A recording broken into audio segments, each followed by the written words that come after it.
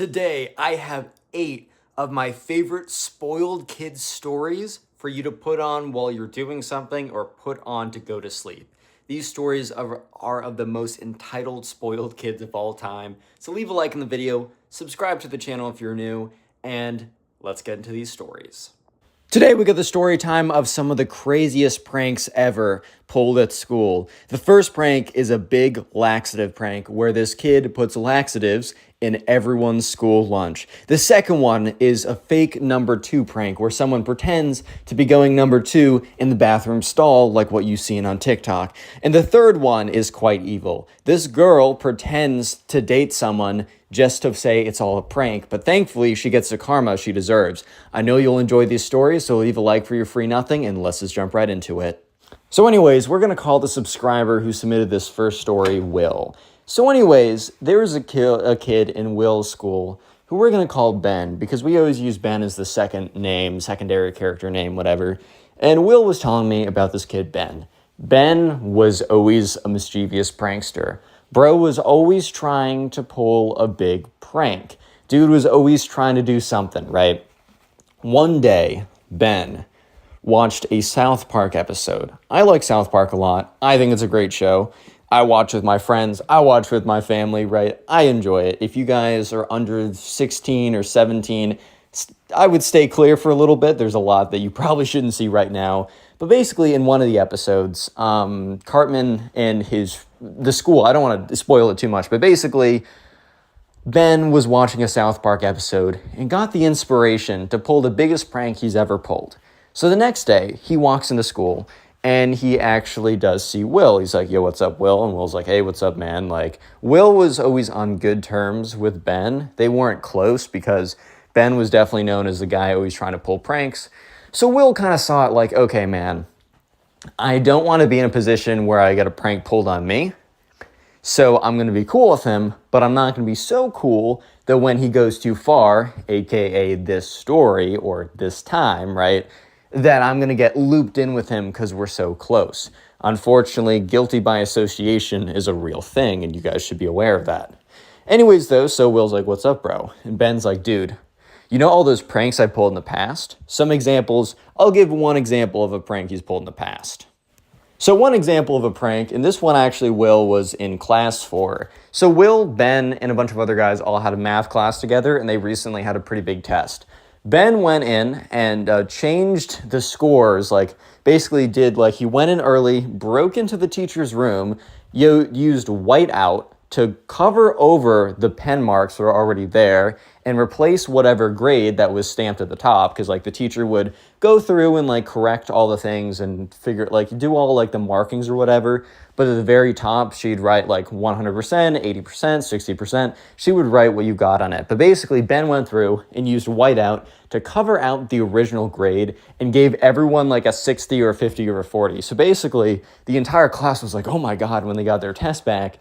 And then, the teacher was like, hey, so you guys actually did pretty well on this. There was a few outliers, but overall you guys did pretty well. And the entire class was sitting there for a second. And it was a good prank in the sense that it worked, but obviously Ben got in trouble because everyone sat there thinking, oh my God, everyone else did well, but I failed?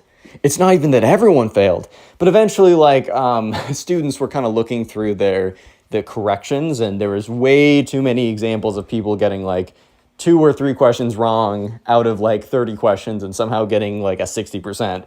So she's like, oh, that's not the right grade. That's also not the right grade. And then she goes through and realizes that all the grades have been altered. And basically one of the kids ends up snitching on Ben because he saw him walk in early and it was weird. And eventually Ben did confess. And I think he got suspended for 1 or 2 days, but he was known for doing pranks like that. And Ben was smart enough up until now to kind of spread out his pranks so that he pulls a crazy prank, he gets in a lot of trouble, and he doesn't immediately do another crazy prank again, because then he might get seriously kicked out or something. He usually gives it a year, even a year and a half. So when Ben came over to Will and said, yo, bro, I got the craziest prank lined up for you, Will was like, uh-oh, because these things only happen every once in a while. And there were other pranks that were pretty crazy that I'm not going to go into great detail to tell you every single prank. But Will's like, oh, can you tell me about it? And Ben's like, nah, bro, I'm sorry if I tell you, like, the whole prank might be ruined. Nothing against you personally, but just so you know, Ben looks very quickly in both directions. He says, yo, you should pack a school lunch tomorrow. And Will's like, what? And Ben's like, I'm not telling you anything more. You should pack your school lunch tomorrow. So tomorrow, or the next day, was Will's favorite day at school lunch. So kids at the school could do one of two things. They could bring in a lunch or they could eat the school lunch. Yeah, so you could do either, and sometimes the school lunch was pretty meh, but every single Thursday, let's say, I don't actually know what day, but I know that every single of a certain day, they would have chili. And while the school messed everything up, all their meals sucked, the one thing that they somehow always got not just right, they didn't just get it correctly, but they got it like perfectly. It's down to a science in a sense. Was the chili. So, Will was like, bro, like, okay, but, the chili's like the one good thing they do all week. And Ben's like, you don't have to take my advice, but you should. So Will was like, okay. Will was in his head, he's like, okay, I have no idea what's coming. Will did not expect what was coming, right? He had no idea. He thought there might be some like hot peppers or something. He did not expect laxatives. Which, by the way, real quick, laxatives are things that you consume if you cannot go to the bathroom. You consume them to make yourself go to the bathroom. So if you're totally fine going to the bathroom and you consume them, well, how do I put this? You go really quickly, really hard, and a little bit out of your control, to my knowledge. Maybe it isn't exactly how South Park portrayed it, but it's close, right? So yeah, Will was like, okay. So Will had two friends. And they don't really need names, but, screw it, we'll give them names. Call them Alex and the second one named Roth. So, Will was talking to Alex and Roth, and he was like, yo, boys. And they were like, yeah, what's up? He's like, yo, Ben, the prank guy? He's like, yeah, what's up with him? And Will's like, dude, just don't eat school lunch tomorrow. And they're like, dude, it's freaking chilly, bro. Like, I want to eat the school lunch. It's the best thing all week. And Will's like, I know, but he came up to me. He said, forget all the other pranks I've ever done. This is going to blow them out of the water. And he said, I can't tell you what I'm doing, and I can't elaborate on this, but since you're my boy, don't eat lunch tomorrow. And they're like, bro, like, are you serious? And Will's like, look, I needed to tell you because I would have felt a little responsible whenever whatever happens, and I didn't tell you. They were like, okay, fine. We're not going to eat it. And Will's like, yo, you can't hold me responsible if nothing happens. And they're like, fine. Like, we appreciate you telling me. So Alex, Roth, and Will all decided that they were just not going to eat. They were just not going to eat their, They were just not going to eat lunch the next day. Yeah, so anyways, right, they're just like, okay, fine. So the next day comes around, and they're all sitting at lunch together. And so this is Alex, Roth, and Will. They're all sitting at lunch together, and they all have their packed lunches, which are always okay, right? They're not bad. And in retrospect, they're very thankful they didn't eat lunch on this day. But they're all kind of just sitting there like, bro, because they're looking around, everyone else chowing down on like the, the chili. And, Alex says like, bro, like no one's freaking out from like hot peppers. Because their original theory, Will's original theory, was that something is going to be up with the spice level of the chili. Because I feel like it's very easy to sneak in some spice the last minute, break into the kitchen, big vat of chili, drop in, crush up like the one chip challenge chip, sprinkle that in there. I don't freaking know, bro. Like, I'm not a prankster. I don't know how this stuff works. But that doesn't sound completely out of the realm of possibility. So yeah, sure enough, they kind of, Alex is like, bro, I don't see anyone reacting. And, and Will's like, wait a minute. What if the prank wasn't even a prank to anyone else, but it was just a prank to me for me not to eat the chili? And they're like, dude, like, that might totally be it. He might just be messing with you. And Will's like, wait. Let's give it a day, and then, my fault. And I'll, like, find a way to make it right to you guys if there's no prank at all. But give it a day. So anyways, they go back to class. And they're sitting in class. This is, like, an hour or two after lunch. I don't actually know exactly how long, because I don't know how long it takes laxatives to do their business right. But all of a sudden, Will looks over. And Alex and Roth are in different classes, right? But Will's in a class. He's kind of spacing out. But he starts to look around. And people start to have this uncomfortable look on their face. Kind of like that they have some kind of feeling in their stomach that something's not right. Dun, dun, dun. And so they're all kind of like looking a little queasy, whatever. And then one kid raises his hand. He's like, Mr. Anderson, like, can I go to the bathroom? He's like, sure, make it quick. And then 2 more hands shoot up. Mr. Anderson looks over. He's like, okay. He's like, yes. Like, Clyde, like, what's up? He's like, Mr. Anderson, can I also go to the bathroom? And we're like, Clyde, can we really do it one at a time? And then you basically see everyone's hand shoot up. They're all like, Mr. Anderson, I don't know, say I'm not feeling good. I need to go to the bathroom. Mr. Anderson's like, is this some big prank? And they're all like, no. So he's like, okay, something might be wrong with the school food then. Because if everyone's having the issue, food poisoning can happen, especially when you have meat or seafood. Food poisoning does happen. I had it once because I ate some kind of like seafood that had something sus in it. Oh my God, it is not fun. It is as if I took every laxative ever. It's bad. I'm not going into detail. So Will starts putting 2 and 2 together. And immediately he's like, thank God I did not eat that chili today. And he's probably thinking, okay, Alex and Roth are probably right about now, the same thing happening in their in their classrooms. So yeah, the teacher says, hey, you guys can all go to the bathroom, but I don't know what to say. Please keep it orderly. So Will just gets up to go with the crowd. He just wants to see. Thankfully, he doesn't need to go to the bathroom. But Mr. Anderson gets on the phone with the school nurse, and Will kind of hears a little bit of because it's not on speakerphone, but hears a little bit of the school nurse saying something like, yeah, we've gotten a lot of reports. Something along the lines of, you're not the only person. He didn't hear it perfectly, but as he was walking out, there was a crazy line of people just clawing to go into the bathroom, bro. And then there's a lot of people were just funneling outside to the woods. I'm not gonna go into graphic detail, but I just want you to know that everyone had to go to the bathroom and physically could not keep it back. And there were 3 stalls. There was a lot of woods though. So there was a lot of wilderness adventure camp type. I'm not even going into it, bro. Anyways, several days later, there was a full-on investigation to see if there was food poisoning, because obviously the parents were extremely upset. There were security cameras. The school is cameraed, right? So for some reason, they didn't think anything was tampered with, but I think just because of protocol, they were checking over the cameras. And that's when they see Ben walk into the kitchen carrying something. So midway through class, Ben is pulled out of his class. This is not a class that Will has with him, but he hears about this from other kids he's friends with. He's pulled out of a class midway through, and so they stop him. They question him. They say, yo, did you do this?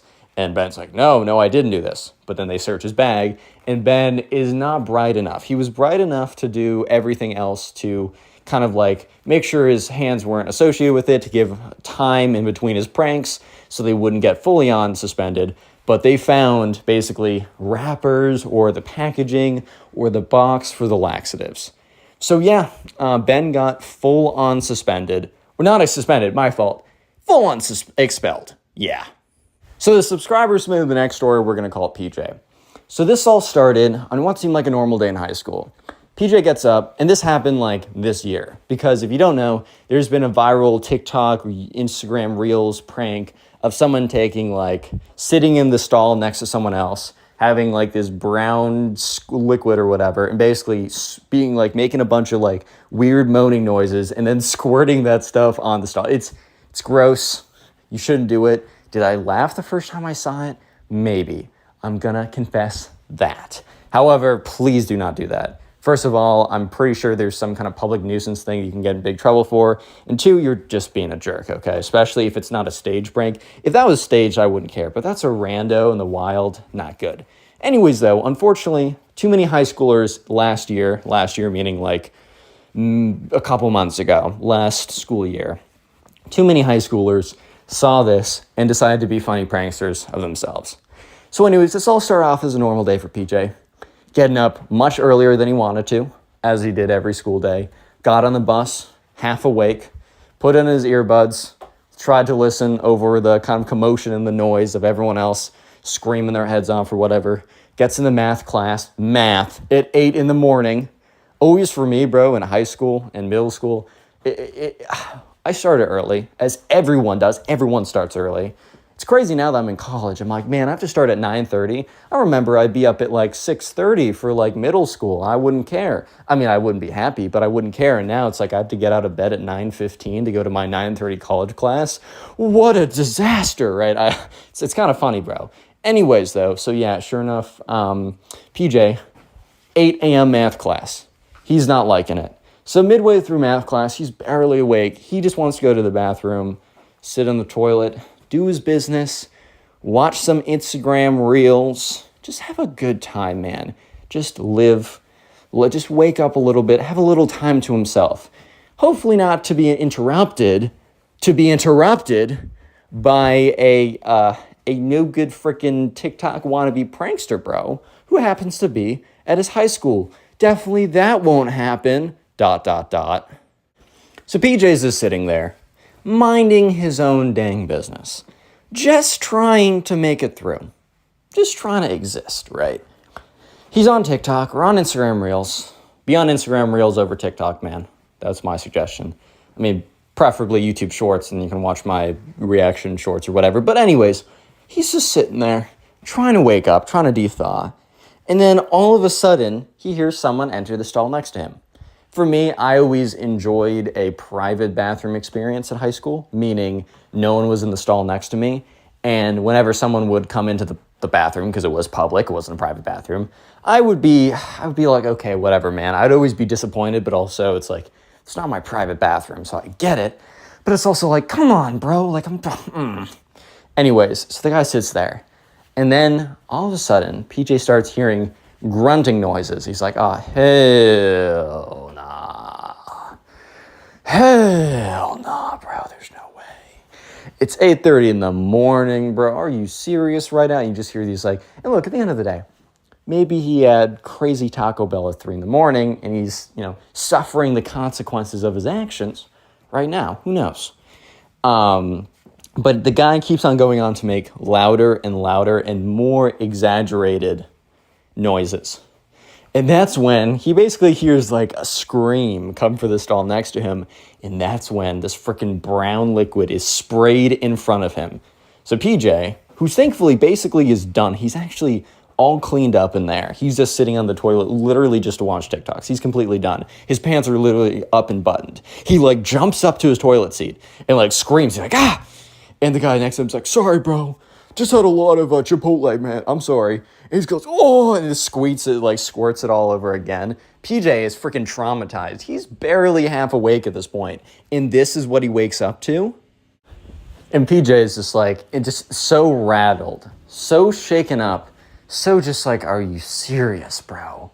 So what PJ does is he just, gets his stuff up, jumps, unlocks the door, jumps over the pile, like the squirted whatever, just doesn't, washes his hand quickly and runs back to math class. And he just sits down and he's just trying to process what just happened to him.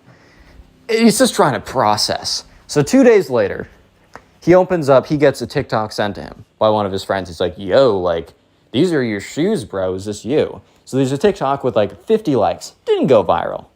Of basically this kid at the school that PJ knows doing basically the fake prank on him. And you can see PJ's shoes. You can see him jump up and scream a little bit. And you can see this kid laughing. So PJ's like, nah, this is not how we roll. So PJ finds the kid and stops him the next day. He's like, hey, the kid's like, what's up, bro? Because they don't know each other like that. He's like, look, I was the kid you pulled the prank on in the locker. And the kid's like, oh, okay. PJ's like, dude, you can't be doing that to random people. And the kid's like, okay, bro. What are you going to do about it? And PJ's like, ask you nicely to not do that again. And the kid's like, whatever, man. I'm going to go viral on TikTok. There's nothing you can do about it. So PJ is kind of just like, okay, whatever. This is just a jerk. A lot of times with these people, you don't interact. Just leave it be. Just don't get tangled up with this kid, right? So PJ checks in on the video once again because he's kind of like, bro, if this goes viral, I'm going to be so mad. He checks in on the TikTok. The TikTok's gone. This kid's account got taken down. TikTok nuked his stuff. So in a way, PJ made it out on top, even though he would have preferred that none of this at all happened. We're going to call the subscriber submitted the next story Andrew. And so there's a girl in Andrew's class called Sarah. So anyways, let me explain a little bit of context. Andrew was a fairly popular kid. He was on the football team, but he was also not a jerk, right? He kind of understood how some people at his school, because this was like freshman year of high school. Look, freshman year of high school, you're thrown into high school. A lot of people are going to really care about things about like popularity, social status, a lot of stuff that, especially once you leave high school, actually has zero correlation to your well-being.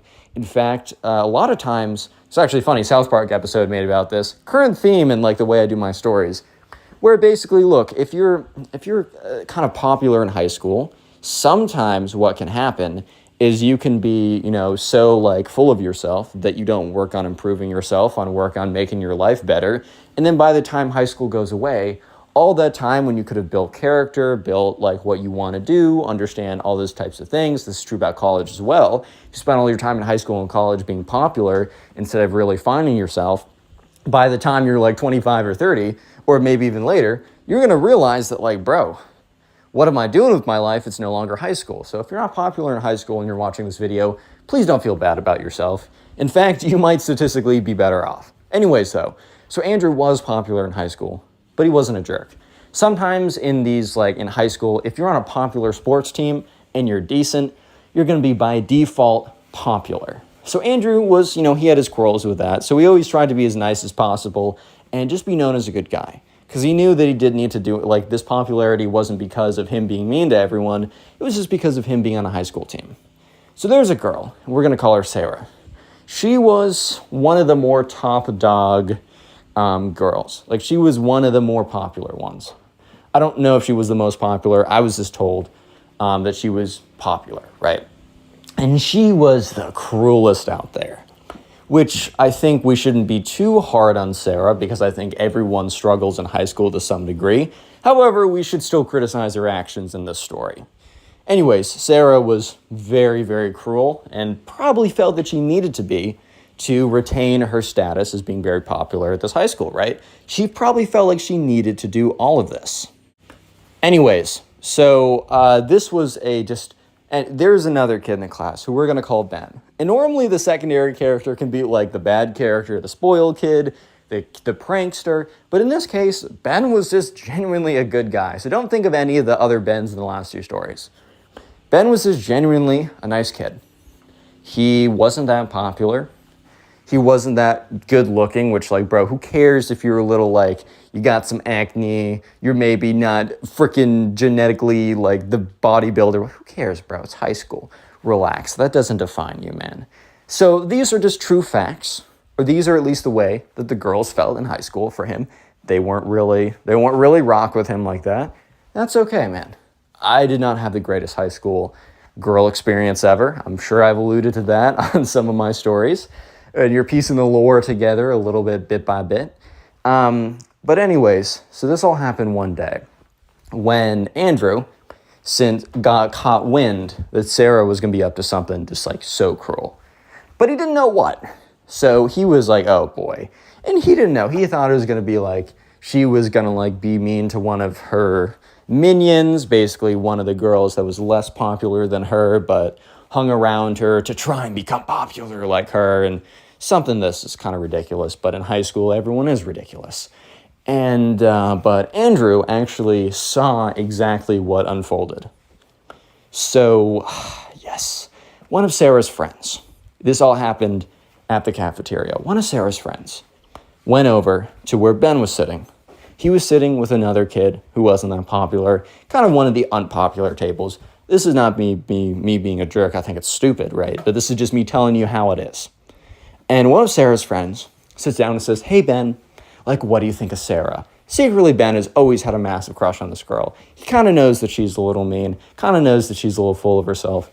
And by a little, I mean very. But whenever you have like a crush on a random person you don't know, you tend to build them up in your head to someone that you think they are, but they probably aren't. They won't hold up to this imaginary standard because they're not this imaginary person that you've made them out to be. Anyways, so Ben's like, I mean, I think she's great, right? I think she's great. And Sarah's friend's like, oh, well, would you like to go on a date with her right now? And Ben's like, oh, geez, like, would I? Like, try and think of, like, Butters. Like, Butters is basically the best characterization of Ben, which makes this even more sad. So basically, he's like, oh, my God, of course I'd like to go on a date with her. That's awesome. And, like, Ben turns to his friend, and his friend's like, oh, my God, Ben, like, that's so cool, bro. Because I think Ben's friend knew how much, like, he liked her. And Andrew, from far away at his football table, was kind of seeing what was going on.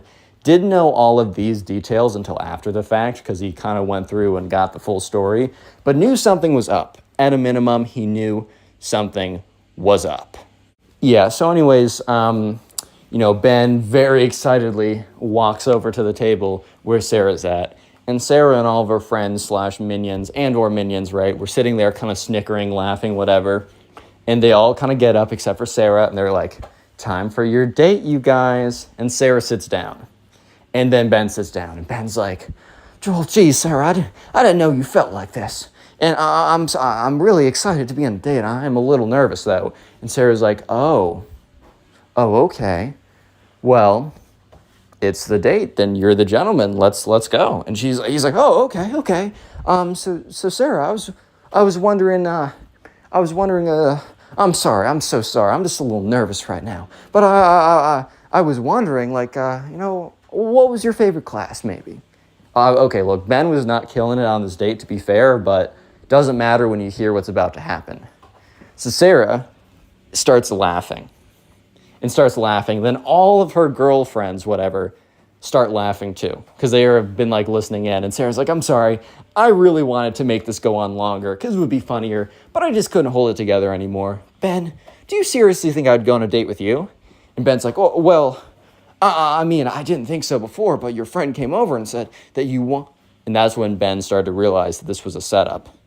Ben's like, oh. Sarah's like, okay, get your little butt out of here. And Ben stands up and walks away. So from the distance, Andrew can tell that something's up. He didn't hear all this stuff. So Andrew goes over to one of the girls that he is friends with, who is kind of in Sarah's circle. And this girl feels terrible about what happened, but she doesn't hold that much power. She was kind of just a bystander. So the girl sits Andrew down and explains everything. By the end of it, Andrew's like, he's furious, bro. He is so mad because he already thinks this high school stuff is BS and it's stupid. But to take it to this level, to be cruel for no reason, this is just too much. Yeah, so anyways, there's a little bit more information I should tell you guys. Sarah has had these feelings for the most popular jock on the team, the star quarterback on the team. And the quarterback is a chill guy. He's not as, like, nice as Andrew by Andrew's own records or as his own interpretation. However, this guy is a big fan of kind of almost biblical justice in a sense. He's a big fan of everything in the world being right. He's very righteous in that sense. So Andrew sits him down. And Andrew is about to pull off something that might not be the most morally sound, but he believes it to be necessary. So Andrew sits down the star quarterback. We'll call the star quarterback Charlie. So Andrew sits down Charlie. He's like, he explains the whole situation. Charlie's like, that's just messed up, man. Like, that's not right. And Andrew's like, look, you know that girl Sarah's had a thing for you for a while. How about we say we do the same thing to her? Remember, I don't endorse this, but this is a very interesting story. Anyways, so Charlie's like, yeah, I'm down. I want things to be right in the world. He had a very, like, strong sense of things must be right. And so anyways, a couple days later, one of Charlie's friends, not Andrew, but another friend on the football team, goes to Sarah and says, hey, like, they're in the dining room. Charlie's, like, interested in going on a date with you. Would you like that? And Sarah, very excited inside, but it's like, okay, I'll go over. I'll consider it. Girls, should I do it? And she looks at them, and they all kind of hold a very, like, reserved look, and she says, okay, I think I will. Secretly, I'm sure she's like, yes, finally, I'm now going to become the most popular girl in high school because I'm also now dating the most popular guy. I have unlimited power, like something like insane like that. But remember, I feel bad for Sarah in this situation because she was wrapped in, I feel bad for everyone, especially Ben, right? But she got wrapped into a life that she didn't want, right? Or that she'd be better off without having. High school does that to you sometimes. Anyways, though, so she sits down. And Charlie's like, hello. And Sarah's like, hello there. Charlie's like, welcome. Like, this is the nicest place I could take you, I guess. And she's like, yeah, this works. So, and Sarah says, so, tell me, how have classes been for you? So funny that this was the line that Ben used on her when she broke down laughing or whatever. And Charlie says, well, Sarah, I don't know how much longer I can do this. I mean, I couldn't actually be seen going on a date with you. Boom. Boom. He literally quotes her. And the thing is, too, that I think is the most important is that Sarah at that moment not only feels this sense of like, oh my God, a gut punch, but also recognizes that this is her own line parroted back right towards her. Yeah, so Sarah gets up and she's like, that's not very nice. And like, Charlie's like, I was inspired to do it from you. I heard about what you did to Ben. And she kind of looks at him and has a momentary look in her eyes of, oh, and a little bit of remorse. But that quickly goes away. She storms back to your table. She tells everyone she wasn't a fan of Charlie, so she broke off the date. But word kind of got out on the low about what actually happened. So from this point on, remember, this actually happened this year, meaning that next year, Andrew, Charlie, Sarah, and all those people will be sophomores. Did Sarah have a change of heart immediately? No. I'm going to be honest with you guys. I was told that while she didn't pull off any insanely cruel stunt like that, she continued to be cruel, to continue to maintain her social status. But one thing I will say is this is definitely a lesson that she will remember for a long time. And even if it didn't have an impact right away, I truly do believe that in time, she will change her ways because of this, even if it's not right away. Today we got some stories of when the real world hit that spoiled rich kid. I know you'll enjoy them as they're super satisfying, so sit back, relax, leave a like in the video to claim your free nothing, and let's just jump right into it.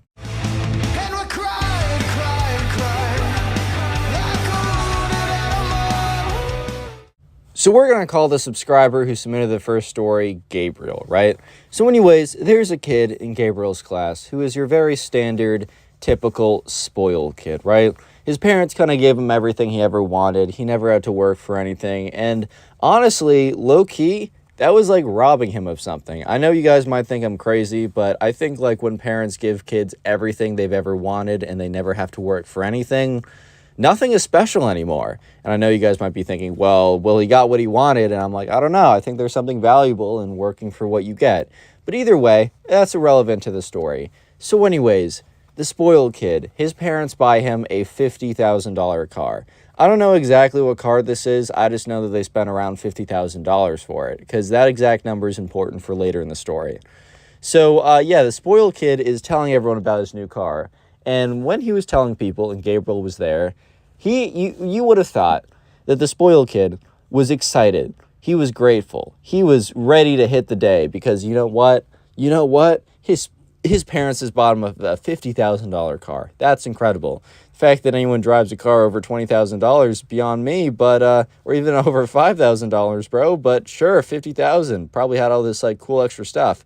You would have thought, right? Surely this kid is, very grateful right now. Surely this kid is like, wow, thank you, mom and dad. You're the greatest.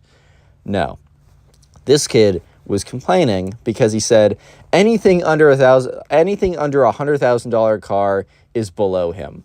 Which honestly, everyone in the room, like some people were trying to check this kid and they were like, bro, what do you mean beneath you?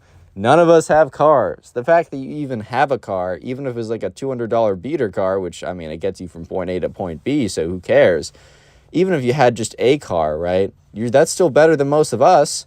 But no, right? The spoiled kid's like, well, no, actually, because I'm worth $100,000 of a car. And yeah, so he basically got in a big fight with everyone, not physically, but like a word fight. Because people were saying you're being like spoiled, you're not appreciating what you had, right, or what you have. And he's saying, well, I deserve X or I deserve Y. Like, I just deserve a $100,000 car. I don't know how else to say it, man. But yeah, so the spoiled kid is like very upset. And by the end of it, he says, you know what? I'm going to have a $100,000 car by the end of the week and you guys will see. And Gabriel, the subscriber, leans in and says, well, what do you mean by that? Because, I mean, he was just bought a $50,000 car. So why on earth would his parents now buy him a $100,000 car? It just doesn't really make that much sense at all. And Gabriel goes on to say, you know, if I happen to crash my car by accident, they're definitely going to buy me a new car. And I'm going to tell them that it's going to be a $100,000 car or no car at all. And Gabriel looks at the spoiled kid. And everyone else kind of looks at the spoiled kid thinking, does that actually work? Like, are you telling me you actually believe if you can tell your parents, either get me a $100,000 car or no car at all? Like, bro, I don't know. This isn't threatening them, bro. They could very easily choose the no car at all option. Like, that's the thing I don't understand. Normally, when you're trying to pressure someone into doing something, option A is the option you want, and option B is bad for them. How is option B here bad for the spoiled kid's parents? It literally just means that they'll be able to not spend more money on a car for this kid who genuinely doesn't even need a car at this point. So yeah, sure enough, Gabriel that day intentionally started beating up his car. He didn't like slam the gas into a tree because that could like damage him really bad. But he was just going around bumping his car. He's like bumping it into everything, slamming it up, scratching it up, and is playing basically bumper cars with everything around him. So yeah, he actually got the car so beat up and destroyed that he totaled the car, bro. Like, I don't know how he did it without like really damaging and like hurting himself or anything, but he was able to completely total the car. And, you know, he called AAA or whatever, and eventually called his parents, be like, Mom, Dad, I got in a car accident or whatever. They're like, oh no. Because obviously, you know, I would be, if my kid got into, or if I had a kid, right? Or when I have a kid, right? If they got into a car accident, I'd be very concerned. And, you know, when the parents get there, the spoiled kid's parents get there, he basically goes on to say, well, I'm going to need a new car. And they say, well, we just got you one. Like, this is kind of unfortunate that you totaled it. We can look into it, though. But then the spoiled kid basically exposes himself a little bit and is like, okay, well, Mom and Dad, you're either going to buy me a new car that's $100,000 or no car at all. And the spoiled kid's dad is like, excuse me? The spoiled kid's like, you know what? I'll be straightforward with you guys. I didn't get in a car crash. I wrecked my car on purpose because, you know, a $50,000 car, it's just beneath me at this point. So you guys are either going to get me a new $100,000 car or you're not going to get me a car at all. I guess in the spoiled kid's mind, this ultimatum of sorts was actually one that would like, these parents would be like, oh no, you're so right. Oh no. But actually what ended up happening was, you guessed it. His parents just never bought him another car again. And yeah, this kid was like a sophomore in high school. I mean, like, this kid asked for one later on, like when he was in college. Nope. His parents do not forget this. So yeah, it completely backfired. And then he actually, the spoiled kid actually had to start working for his stuff. And because his parents started to extrapolate this attitude of, you must get me the best thing ever or else, to everything else in his life. So yeah, this kid, it was I guess it was for the better because this kid now had to actually earn what he wanted, and that, you know, that makes life a little better sometimes. But the kid did not get a car, believe it or not. We're going to call the subscriber who submitted the second story John.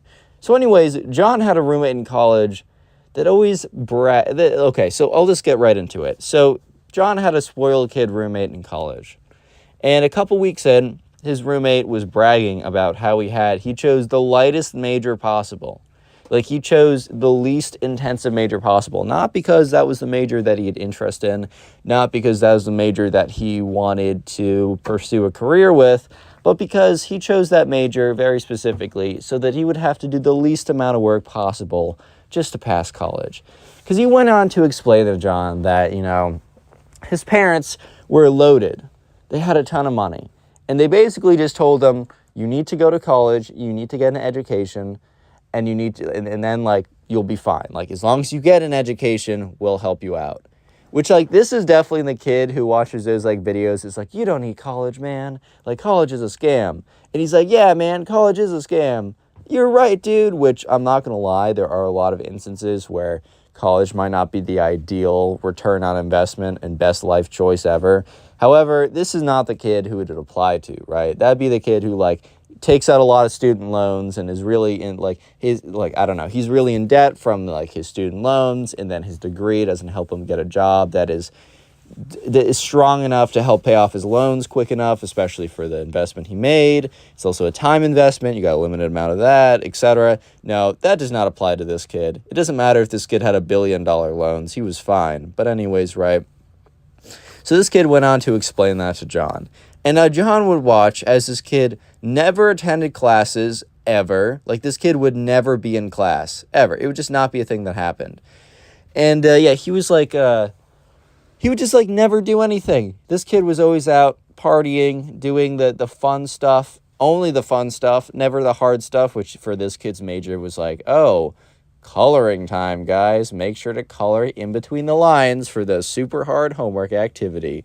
But yeah, this kid would literally just be, like, not paying. He would just not be in the school. He would not be doing his work. And guess what happened? I know this is going to be a shocker. He actually flunked out sophomore year, which, I mean, was incredibly difficult for his major. You literally just had to show up and just say hello. You just had to exist, and you would be fine. But he never existed in any of his classes, so I ended up flunking out. I guess John, the subscriber, heard of this from, like, someone else who was, like, kind of friendly or whatever, right? And apparently the spoiled kid was, like, convinced that it didn't even matter at this point, that, you know, his parents would help him out no matter what, even if he didn't get a college education. But that was, in fact, not the case, because his parents actually cut him off after this. I think they realized that they kind of, that they created this monster, basically, and that the reason why he sucks so bad was low-key because of the level of just, like, the lack of struggle they ever had, like, that they ever gave him, right? They never gave him any... I mean, you are a byproduct of your environment, right?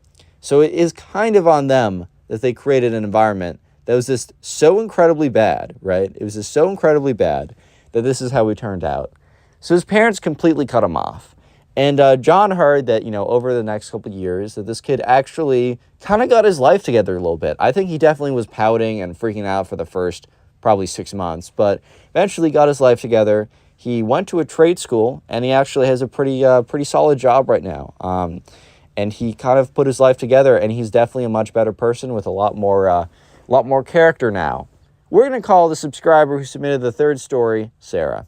So anyways, Sarah had, like, 3 friends at college. And at this college, like, it was a pretty expensive one, but Sarah went here with a pretty significant financial aid package, and her 3 friends did not. That doesn't say anything bad about the friends. That's just literally how life is sometimes. That's just the situation. However, you know, Sarah and these 3 friends became pretty close, and they were thinking about doing something together for spring break. And one of the friends was like, oh, we should go to X location. And Sarah was like, oh, that sounds great. All the friends came together. They were all super excited, right? Because, yeah, it was a really cool vacation spot, and things looked pretty good. And so basically, Sarah got a text message from one of the friends saying, here's a link to the tickets if you want to buy them soon. Let's all sit in the same row, so buy them tonight, basically. And Sarah didn't think anything that much of it until she clicked the link. She checked the tickets. The tickets were $2,000. $2,000. That's like 2 iPhones, which even iPhones are expensive / overpriced, low-key.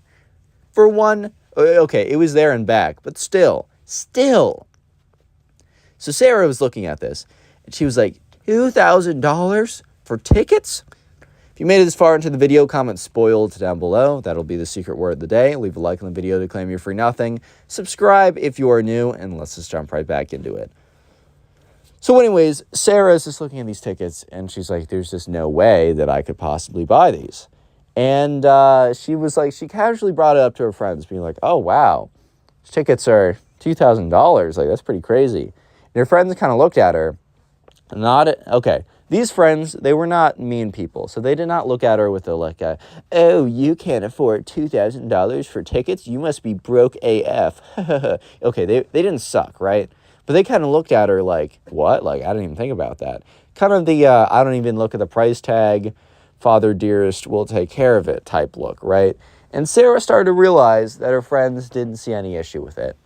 So there was one friend in that friend group of 3 who Sarah thought would be the most understanding. Not that the others wouldn't be understanding, but Sarah thought that that one would be the most understanding. And she was. So she basically sat her down.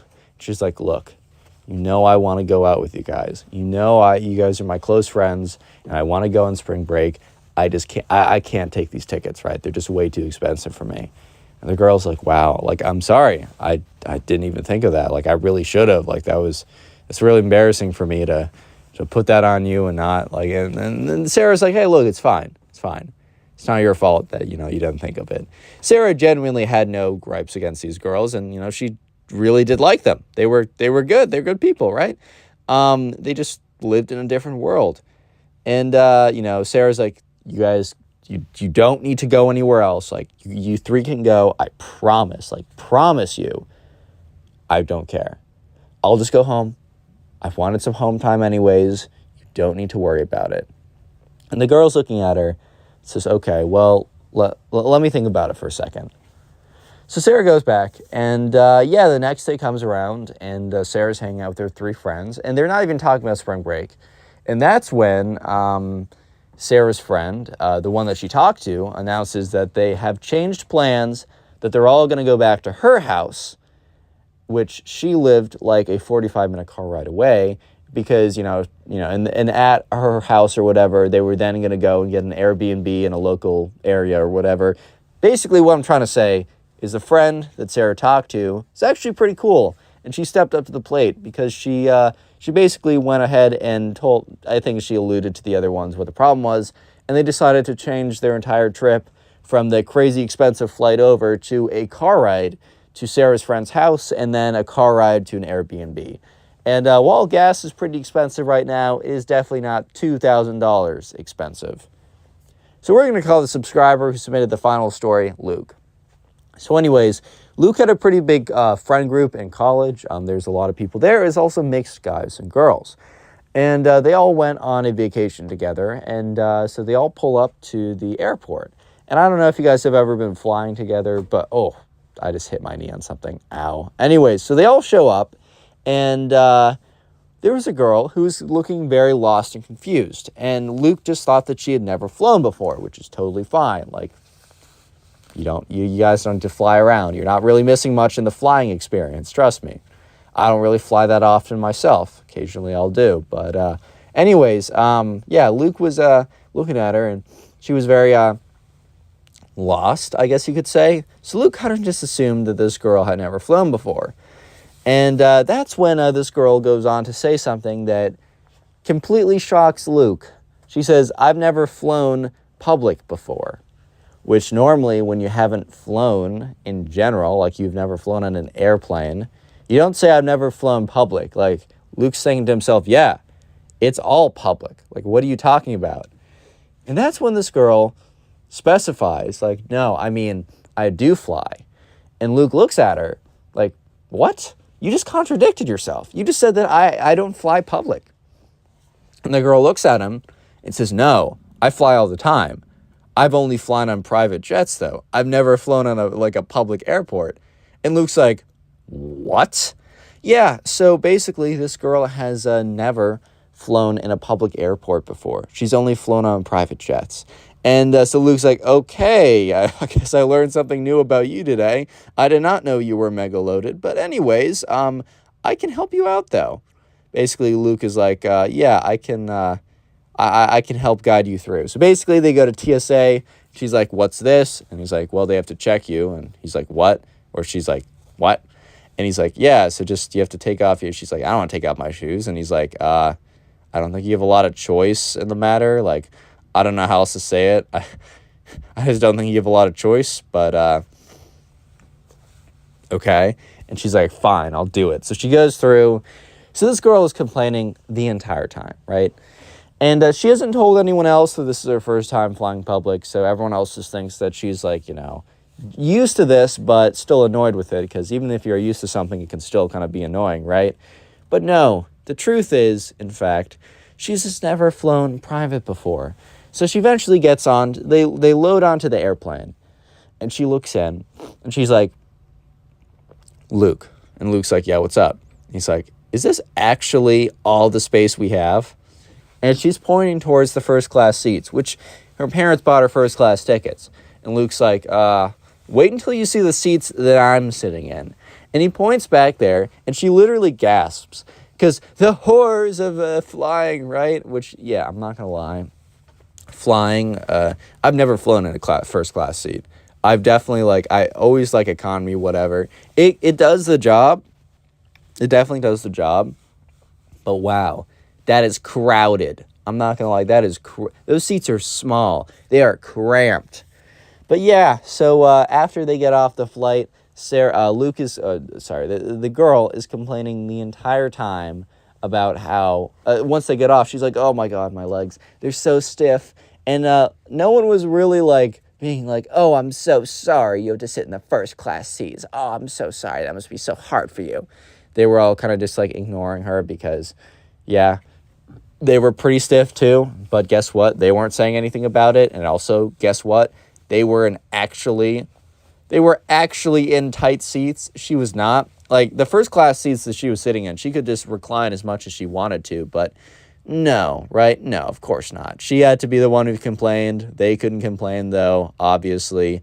And, yeah, after that, she was pretty cool, but Luke learned something new about his friend today. Today, we got some stories of some spoiled brats who think that they truly do rule the world just because daddy has a little bit of money. I know for a fact you will enjoy this, so sit back, relax, leave a like on the video to claim your free nothing, and let's just jump right into the stories.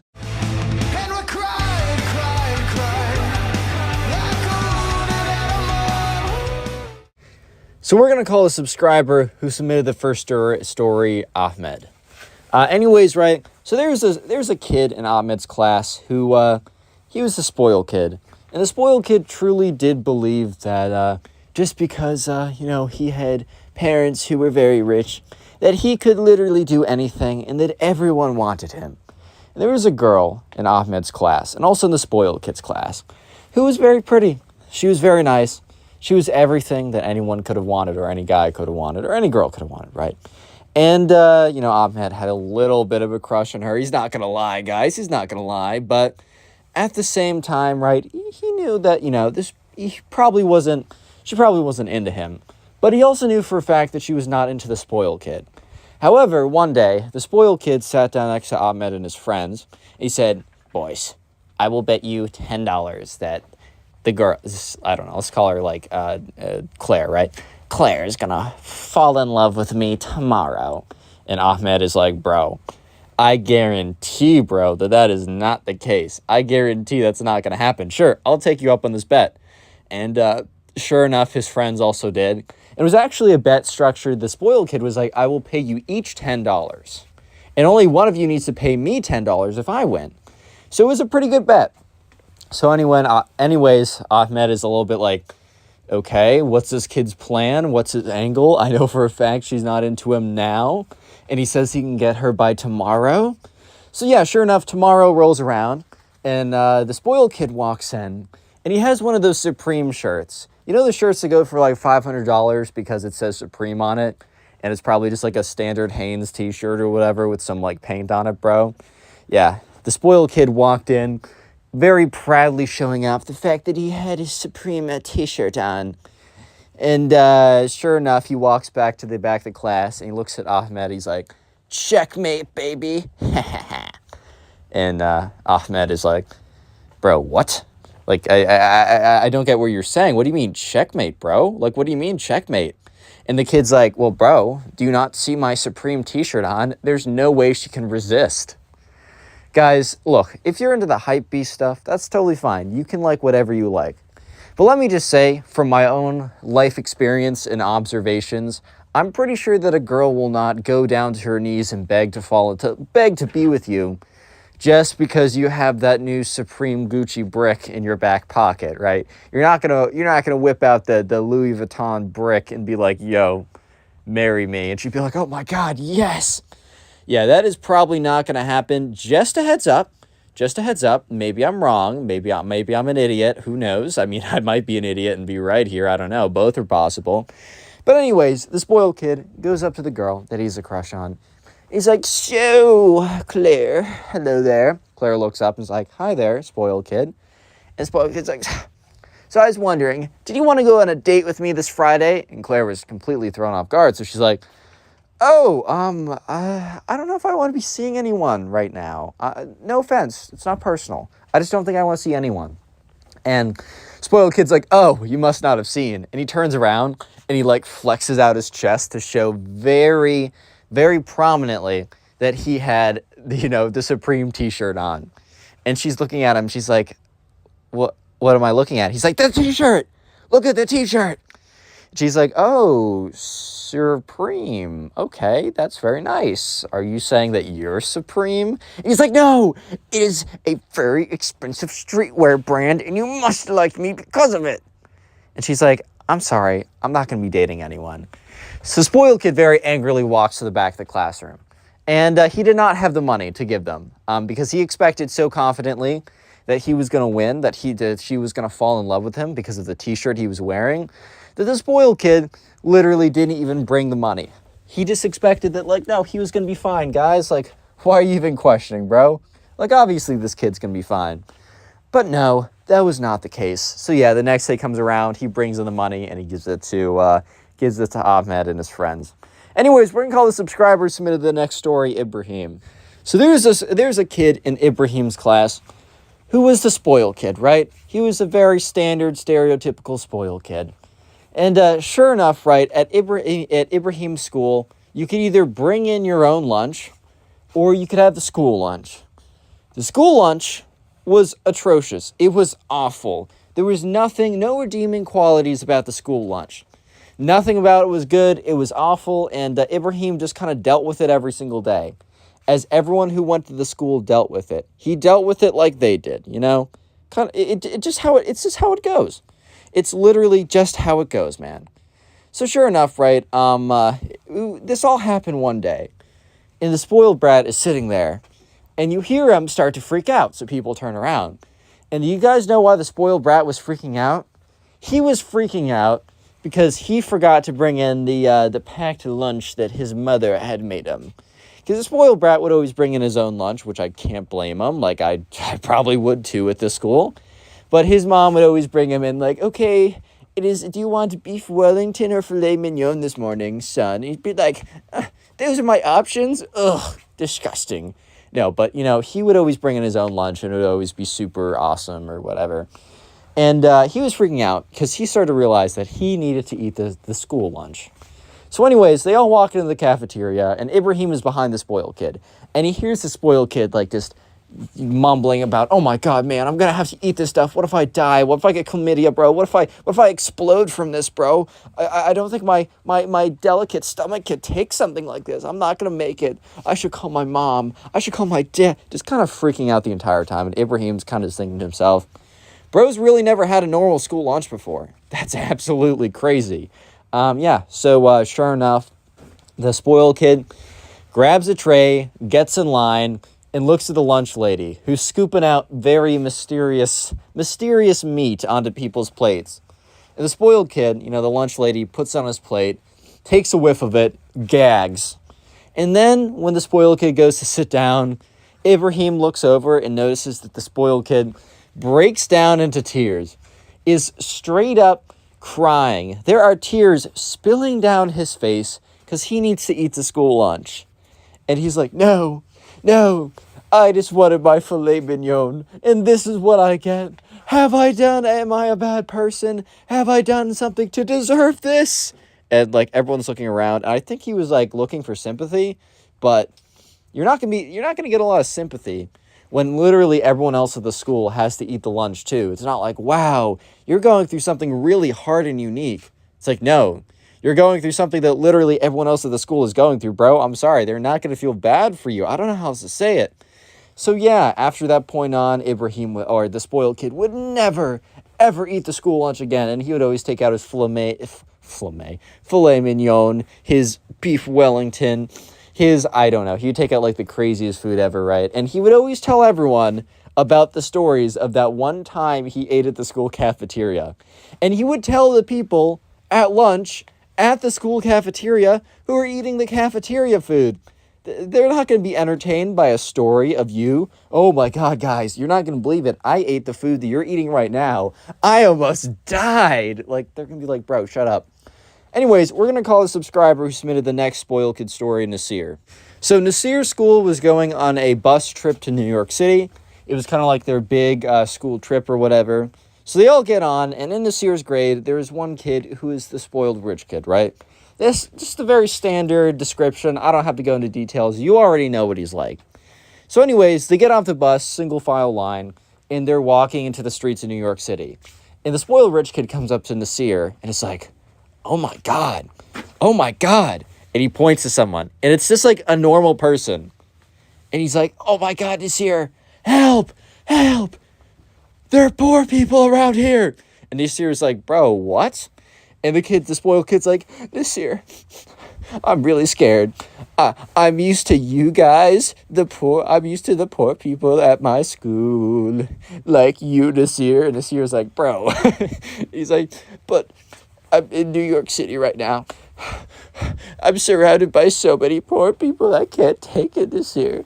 I have a daily tolerance of you guys. And this year's like, bro, chill out. They're not going to eat you, bro. Like, what are you saying? And he's like, no, I saw them on Twitter. They said that they were going to eat me. As a, like, oh, they're going to eat the rich or something. And this year's like, bro, this year's like, of course I have to babysit this kid. And I'm not even getting paid, dude. But anyways, this year's like, it's fine. Just stick close to me. You'll be fine. Trust me. It'll be all good. And the kid's like, oh, okay. So yeah, they're walking around New York. They're getting pointed out to whatever. And eventually they hit one of the pretzel stands. Okay, look, the pretzel stands in New York City are not as good as people make them out to be. However, the food trucks that are the same around every single corner are a staple, so they decided to go there, and everyone got a pretzel. And, the spoiled kid was taking a bite, and he's like, this poor person's sustenance actually isn't that bad. And Nasir looks at him and says, can you not call it a poor person's sustenance? These are pretty good. He's like, that's what I'm saying. For being a bunch of poor people eating this, these are pretty good. And Nasir's like, dude, you need to stop with that. He's like, what?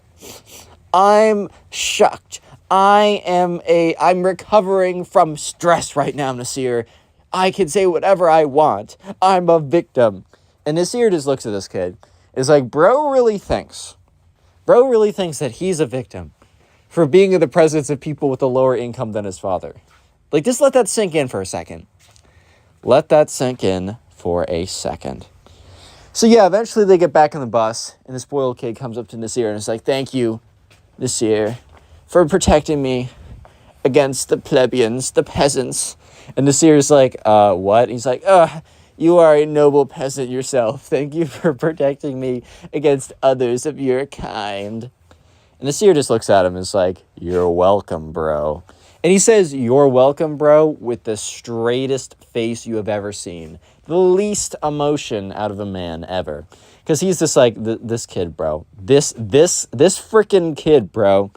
Yeah, we're going to call a subscriber who submitted the next story and final story, Chi-Ji. So anyways, there was a kid in Chi-Ji's class, and this was like senior year of high school. It was a senior spring, too. They were all in college. So, like, grades still matter, because if you fail a bunch of classes, you can still be dropped from your college. But it's not like you need to sweat out your grades as hard as possible.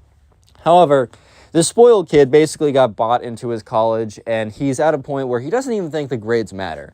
He thinks he can completely coast and fail out and, like, or not fail out, but just, like, it doesn't really matter, right? But he also believes that teachers will just be cool, or whatever he was thinking, like, quote-unquote, be cool, and give him at least a C even if he doesn't do anything. So anyways, one day, the spoiled kid, Chi-Ji, and all of them show up to a test. They take it. Spoiled kid fails the test because he didn't write anything. He just wrote, Like, he just wrote his name down and then didn't fill out a single answer. I think the spoiled kid was just so convinced that the teachers were just going to give him a C just for showing up. They didn't even bother trying. Like, not even, like, randomly guessing, which wouldn't have done well either. But didn't even try enough to randomly guess. So when the teacher went around handing back the grades or the papers or whatever, the spoiled kid sees he, like, legitimately failed it because he didn't answer anything. And he's like, hey, what's the meaning of this? And the teacher turns around and says, what's the meaning of this? You didn't fill out a single question.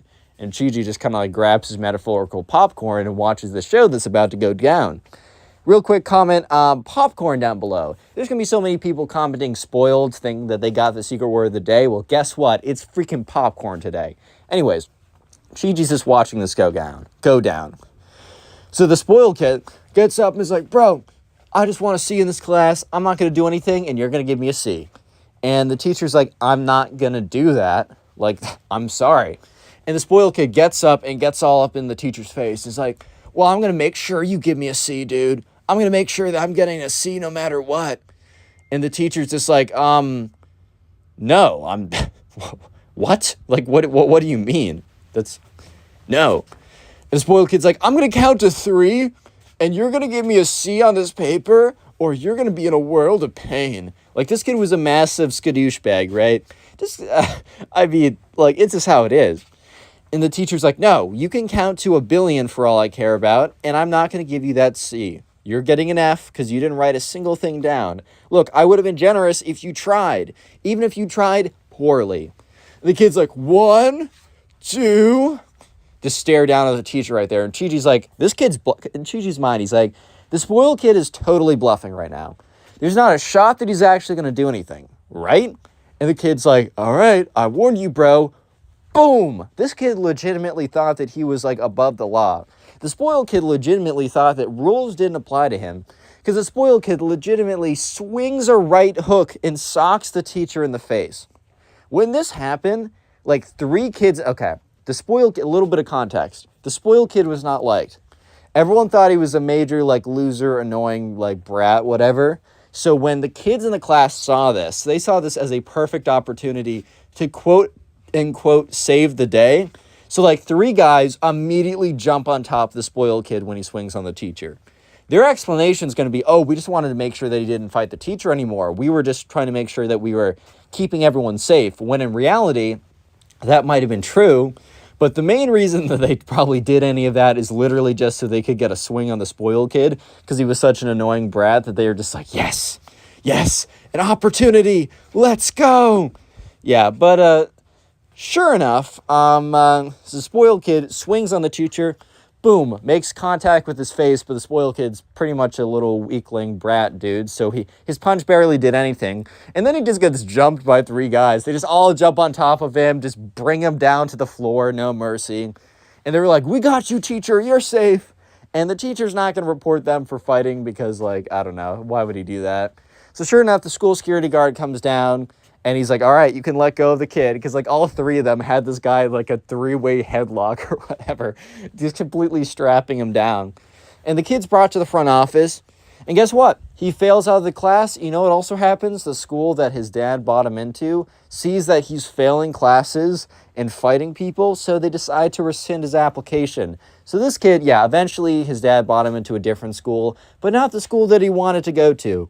And he also got in a lot of trouble, so the spoiled kid was no longer able to have unlimited credit cards and infinite time on the mega yacht in the Pacific, right? He now had to actually work a job. And the only reason that Chi-Ji knows this is over the summer, Chi-Ji and his friends went to their local ice cream shop, and who did they see behind the counter? Yeah, the spoiled kid. Click on the video on screen right now. I know you'll enjoy it. Today I got a story time of an incredibly spoiled brat who burns down the subscriber's car. This story is absolutely insane. It's probably one of the best stories I've told in many, many months. So please sit back, get comfortable, get excited, maybe get something to eat, leave a like to claim your free nothing, subscribe if you're new. This is genuinely probably one of the most interesting, insane, thrilling stories I've told in a long time. So if you're going to watch one story from my channel, let it be this one. And without further ado, let's just simply jump right into the story. Oh yeah. Anyway, so we're going to call the subscriber who submitted the first story Adam. So anyways, let me give a little bit of background. Adam is actually a college student. So Adam is a freshman in college. And when Adam got to college, there was a lot of people there. And, in the first little bit of college, you're trying to figure out your life, basically. You're trying to figure out some friends. You're trying to figure out what's going on. And Adam, he got there and he got to kind of like a pre-orientation type service, or not service, kind of like program, where you can get there earlier than college actually starts so that you'll be able to meet a few other kids who also did the pre-orientation. And it's not a bad idea just to meet some friends off the bat, so when school starts, you're going in with a running start. I personally didn't do it, but I know a lot of people who did in my college, and they really liked it. Anyways, though, so Adam gets there, and there's a group of guys and girls there, a bunch of guys, bunch of girls, and Adam kind of just naturally kind of forms into a group with one other guy and two girls. So I'm just going to, they don't all need to have names, but one of the girl does need a name. And we're going to call that girl Alex. I really should be calling Adam actually Steve, so it could be Steve and Alex. But anyways, we're just going to call the girl Alex, right? So anyways, Adam gets there, and he quickly becomes pretty close friends with Alex, the other girl, and the other guy. I'm not going to give them names because you guys already know how that works with me and names. Actually, we'll call the other guy Ben, because why not? Anyways, though, so they get there, and they're kind of just, they become fast friends. One, because they're compatible. Two, because they're all thrown into a new environment where they really don't understand what's going on and have to figure out what's going on. So, yeah, things are pretty good. Life's pretty good, and school starts, and they stay friends. One thing that people will tell you is that the people you meet on the first couple days in high school or college or whatever you're going into, those are not going to be your friends long term. Everyone always says this, and I've never really thought it to be super true. I think it can be true. I think it can definitely be true. But let me tell you that the 6 or 7 guys I spend the most time with now are actually the 6 or 7 guys I met really in the first week. It's just maybe guy friendships are a lot more simpler, which is actually very likely. But anyways, right, so sure enough, school is going on, and Adam, he thinks Alex is a pretty nice-looking girl, right? But that is when, later on, he's basically informed of Alex's longtime boyfriend, who we're going to call the spoiled kid. This kid was like all the spoiled kids in my previous stories, because you know how most of the kids in my previous stories that are spoiled kids are like 14 or 12 or whatever. This is one of those kids grown up. And sometimes I really do hope that the spoiled kids in my previous stories, I really hope that they, I don't know, learn to grow up a little bit, and they learn to, or they kind of phase out of their spoiled brat behavior. And it's something that goes away with maturity, and the maturity comes over time. This is an example of something like that did not work out. So yeah, the kid that was Alex's boyfriend, we're just going to call the spoiled kid. They were in a partially long-distance relationship. So the spoiled kid did not go to this college. This college actually was, it wasn't like they didn't all go to Harvard or something, right? But they went to a college where obviously, yeah, you had to put in a little bit of work. And the spoiled kid was like, bro, I'm set for life. Why would I try in college? So the spoiled kid went to another college that was still in the state, is still in the same state, but it was more of there's nothing wrong with schools that are known as party schools. I mean, there's a lot of big party schools that have great programs, right? But he went to a school with the primary intent of having a really good time and not really caring about his education.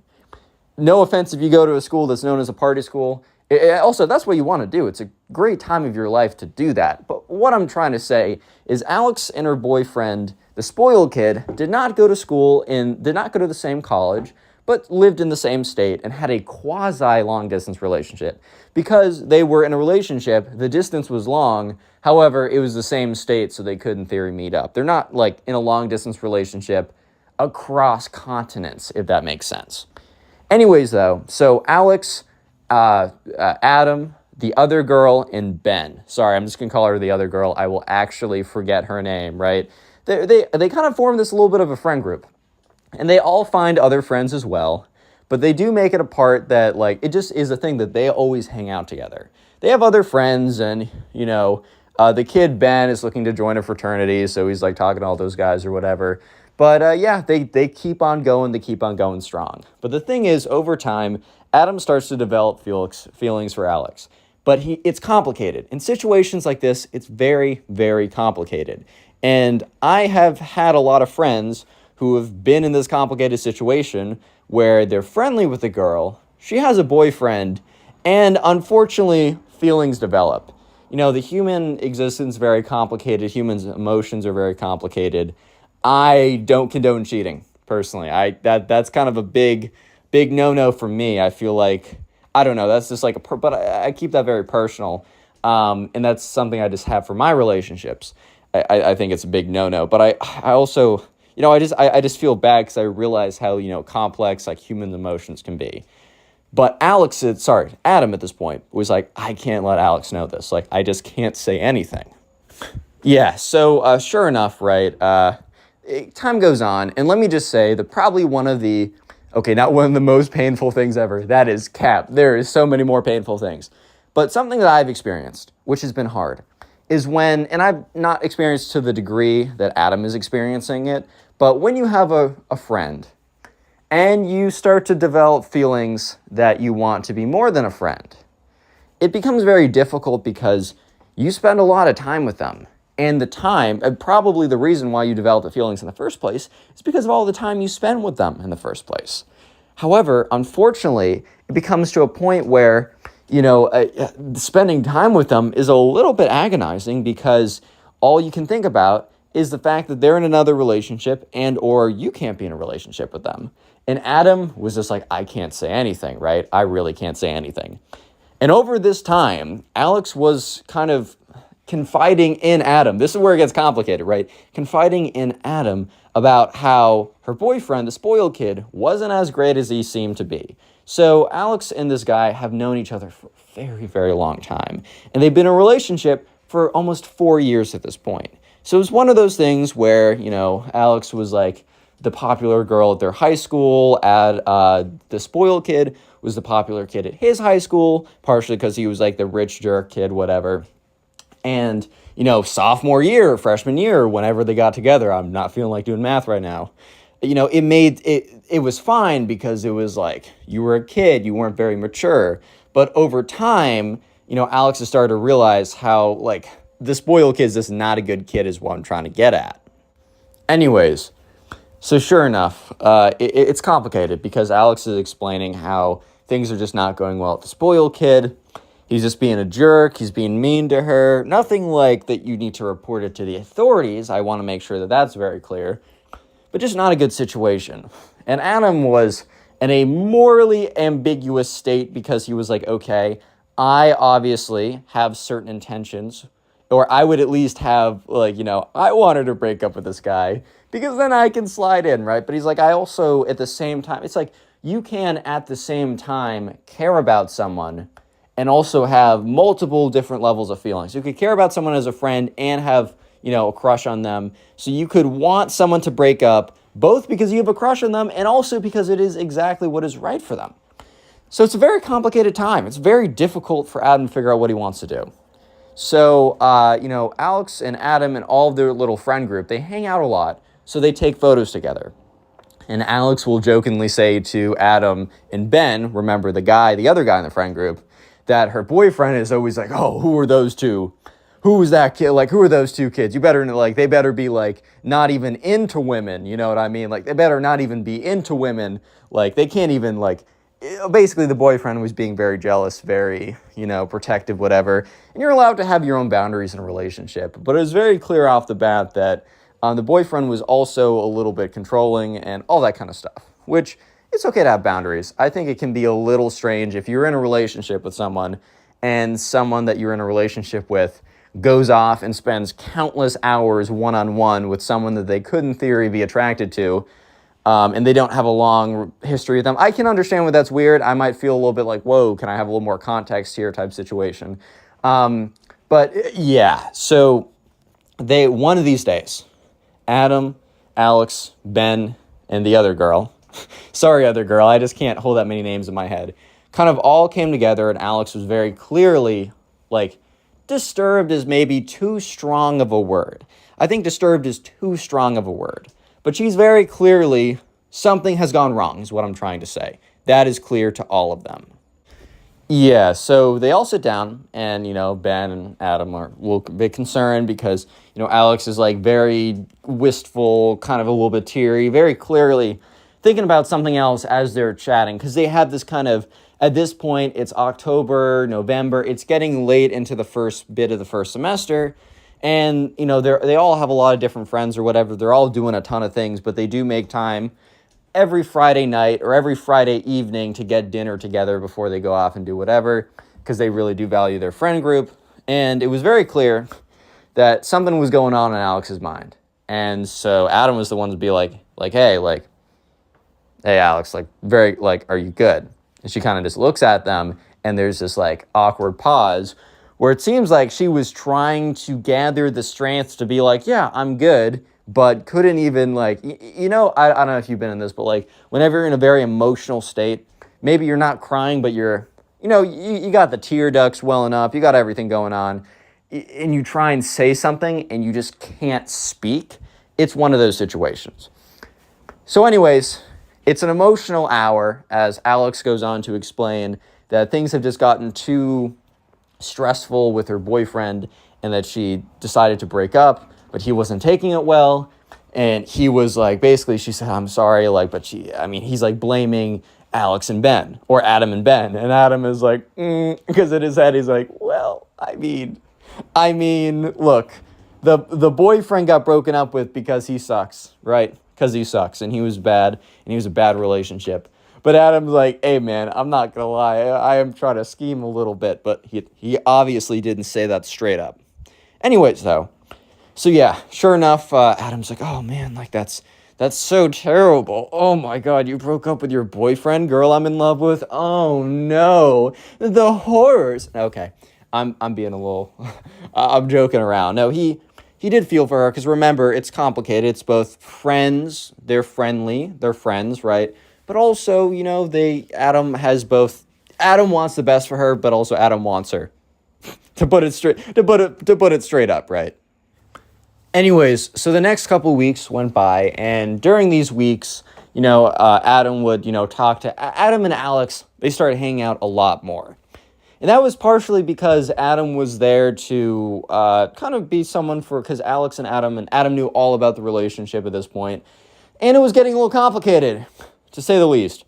To say the least, it was getting a little complicated. The boyfriend was continuing to text Alex, being like, you can't just leave me like that. Like, I know it's because, like, you're into someone else. And she's like, I'm not, because at the time, like, Adam was pretty sure that Alex was just very platonic with him. And, Adam was just like, you just gotta, you gotta figure out a way to cut it off. It's very difficult, though, because they live in the same hometown. Their families know each other. They've been in a relationship for 4 years. This kid is a spoiled brat, crazy kid who's never been told no in his life. So when he's told no, in a pretty major way, he just completely loses it. So anyways, time goes by, and about a month goes by at this point. The crazy spoiled kid is still, every once in a while, like, hey, like, you should, like, on, like, random numbers, be like, you gotta, like, call me back, like, we gotta talk this out. Not threatening, which is good, but what he's doing is not okay. If someone clearly says, I don't want to talk to you, bro, and you keep reaching out to them with random numbers, that's not cool, okay?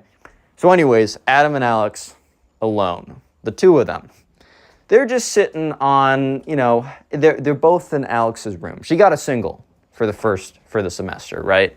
So they're both kind of sitting in there. And this is not the first time Adam has been in, oh my God, guys, text the group chat. I'm in a girl's room right now, guys. No. But what I'm trying to say is, like, this is not the first time he's been in her room. But this time's a little different. The first time was like a group. They'd all go into a room, do whatever college kids do. And then there's a few times in the last month that Adam went there by himself because they had to debrief about whatever was going on. And this time, he was there, and it wasn't necessarily for a debrief, and, I mean, that was kind of good news to him. Right, like, that was good news to him and all. So he comes into Alex's room, And it's kind of a situation where he feels like something's a little different. He just, I don't know, I can't explain this to you guys, but if this situation happens to you, you will just feel it. I'm a very sciencey person. I'm literally a math major. I need things to make sense, right? But there's some things I can't really explain, but you just kind of feel it. That's all I can say. And Adam kind of realized that today was going to be a little bit of a different debrief, if you know what I mean. So anyways, Alex has this couch. She has this couch in her room, and they're both sitting on it, and they're both like, whatever. They're both just like talking about like their weeks. Adam is saying like, oh my God, I had this like crazy like Calc 1 test. Dude, what even is an integral? I was so screwed. I saw those squiggly long S's. I'm like, wait a minute, bro. What chapter did I read? You know what I mean? And, Alex was talking about, like, oh, she's in a point where she's getting closer to rushing like a sorority, because that happens in the very beginning of next semester. And by the way, that is very scary. Sororities are insane. No disrespect. Love all my sorority friends. Anyways, though, so they're kind of talking about that, and they decide to put on, a movie or a television show, and they're both on this couch. And it was just like, it came to a point. I'm not trying to make this into like some kind of long romance novel where it becomes 50 Shades of Grey real too quick. It's not. I won't make it that way. This is very safe for work, what I'm about to say, so don't worry about it. Especially if you're a younger viewer. Trigger warning, kissing. I just spoiled it for a joke. Anyways, they're sitting there, and they kind of just, I don't know, it's just like they were close to each other, and then they just got a little bit closer, just so like the other one could notice that the other one got a little closer, and then the other one followed up by getting a little closer to give kind of word back to the other one that I saw you got closer to me and I'm getting closer to you. So next move, buddy, you make the next move. And they slowly get closer and closer and then it just happened, right?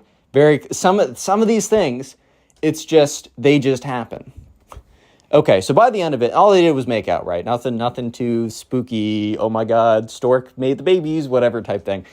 But by the end of it, they're kind of just sitting there. And obviously Adam is like, hell yeah, baby. Woo! Let's go.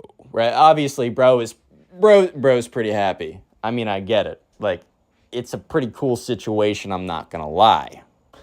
Yeah, so by the end of it, right, Adam is pretty happy. He's pretty excited. He feels pretty good.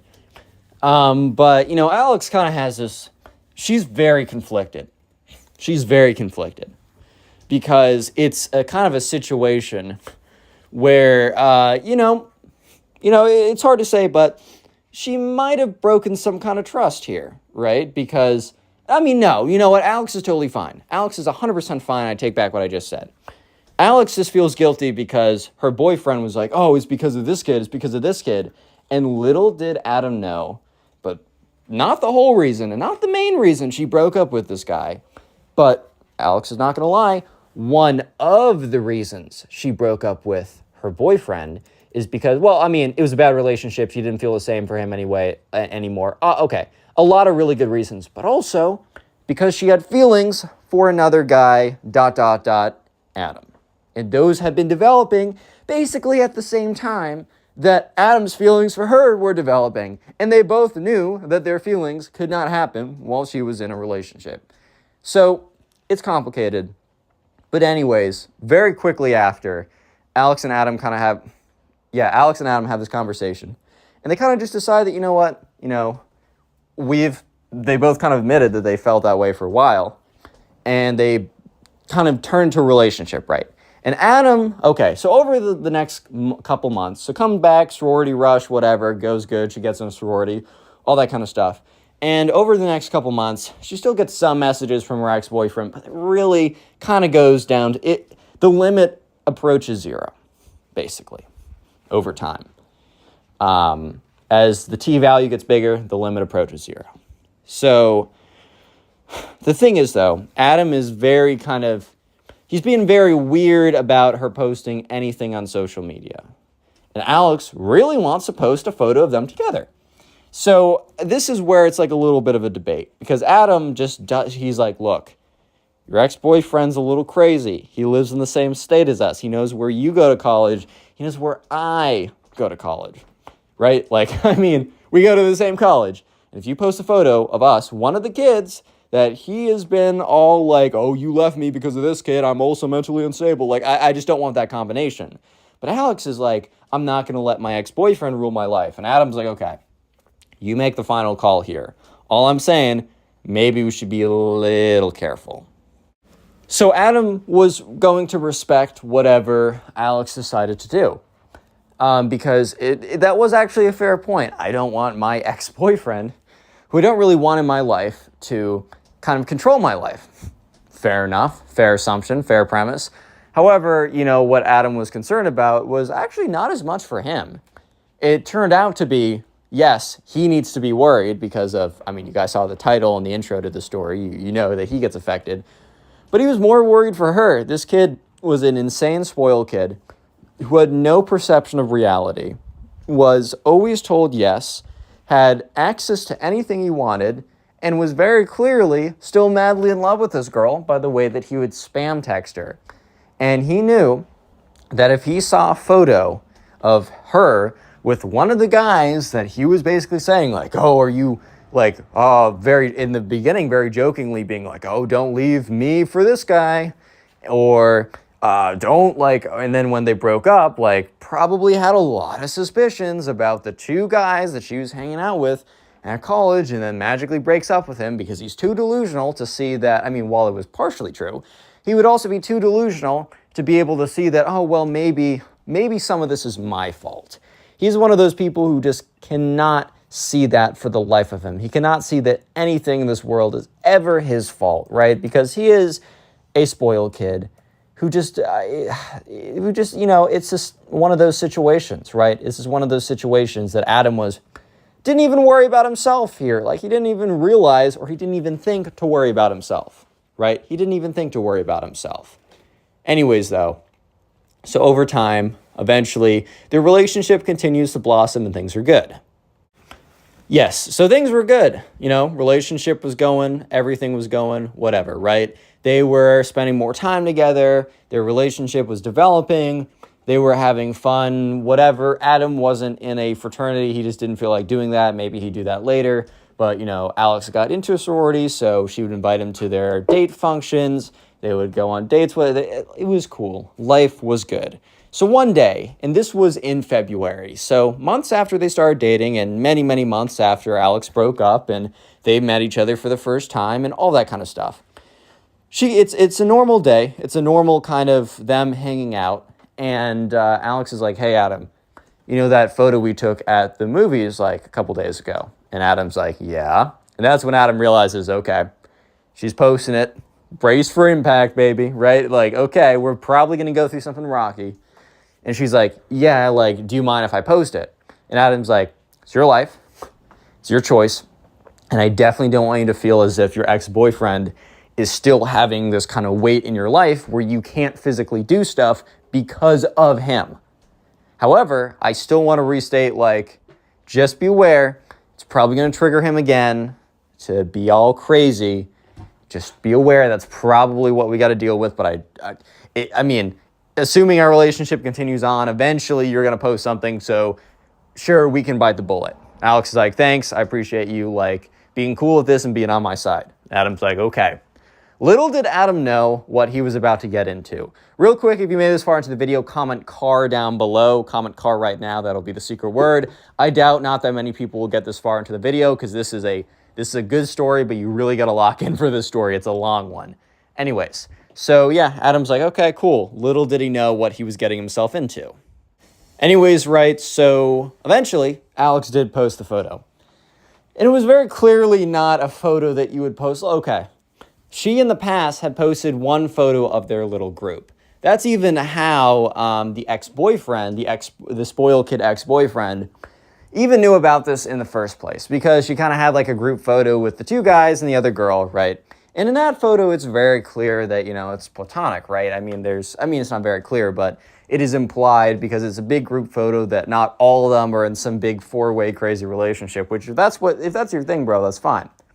all power to you. But that's not the expectation one would have after seeing that photo, if that makes sense. But this time, it was just her, it was him, and the caption was a heart, a red heart. There is no way you're seeing that as platonic, you know what I mean? There's no way you're seeing that as platonic. So the post goes up, life is okay for a little bit. And very surprisingly, Alex doesn't get any photo, any texts, any phone calls, anything. She was kind of just bracing herself and preparing for something. Like, she knew it was kind of, this guy was lurking in the shadows, which is a very uncomfortable thing to think about, right? Very just not a great thing to feel. And however, though, it's just nothing happened.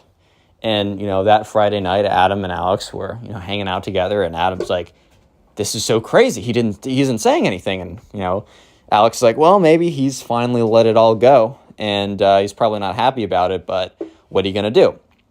In all fairness, man, what are you going to do? Life goes on. People move on. Life is just what it is. Not like this is your ex-girlfriend. There's nothing you can do about it. There's no relationship you have with her anymore, bro. That's all I'm trying to say. However, though, they're sitting on the couch. And that's when Adam gets a text from an unknown number. And it just says, your time is, what was it exactly? It was like, your time is up, buddy. Or something like, your time is running short, buddy. I know what you did. And Adam is just like, what? I mean, Adam is just a very, why would he receive this from anyone? At first, Adam was like, okay, maybe it's one of our friends pranking. But when Alex saw the text, she was like, no. Like, I'm so sorry, I don't know how this happened. And Adam, his heart starts to race. There's a bit of like a pit in his stomach, kind of the feeling of like, what do you mean by this? What are you trying to imply by saying this? Like, this is very weird. So yes, Alex goes on to say, look, I don't know for sure. I don't know 100%, but I'm not going to lie to you. This really does kind of feel like the way it's worded. It just in the way it came from of kind of a random burner number. Everything about it seems like the exact same stuff that my ex would say to me. And Alex is like, or Adam is like, no, you're kidding me right now. Like, say it ain't so right now. Like, are you serious? So yeah, Alex is like, look, once again, I do not know. I do not know for sure. I cannot guarantee anything. I cannot guarantee anything in this world. But look, Adam, I don't know how he got it. It makes no sense. Like, your number isn't like publicly online. I don't understand. I never shared your number with him. None of that. I really don't know. And Adam's like, it's fine. I'm just going to ignore it. Hopefully all this goes away. Spoiler, it did not just all quote unquote go away. Unfortunately, it really should have. There's no reason it should have kept going the way it did. But unfortunately, it didn't just go away. So yeah, they were kind of sitting there, but whatever mood they had going on was completely ruined, because as much as Adam was trying to downplay what had just happened, it's a nerve-wracking situation. It's literally a nerve-wracking situation. I mean, getting a random text from someone, just you think that it's someone basically, he's basically being threatened by some mysterious figure who has infinite resources and is mentally deranged, right?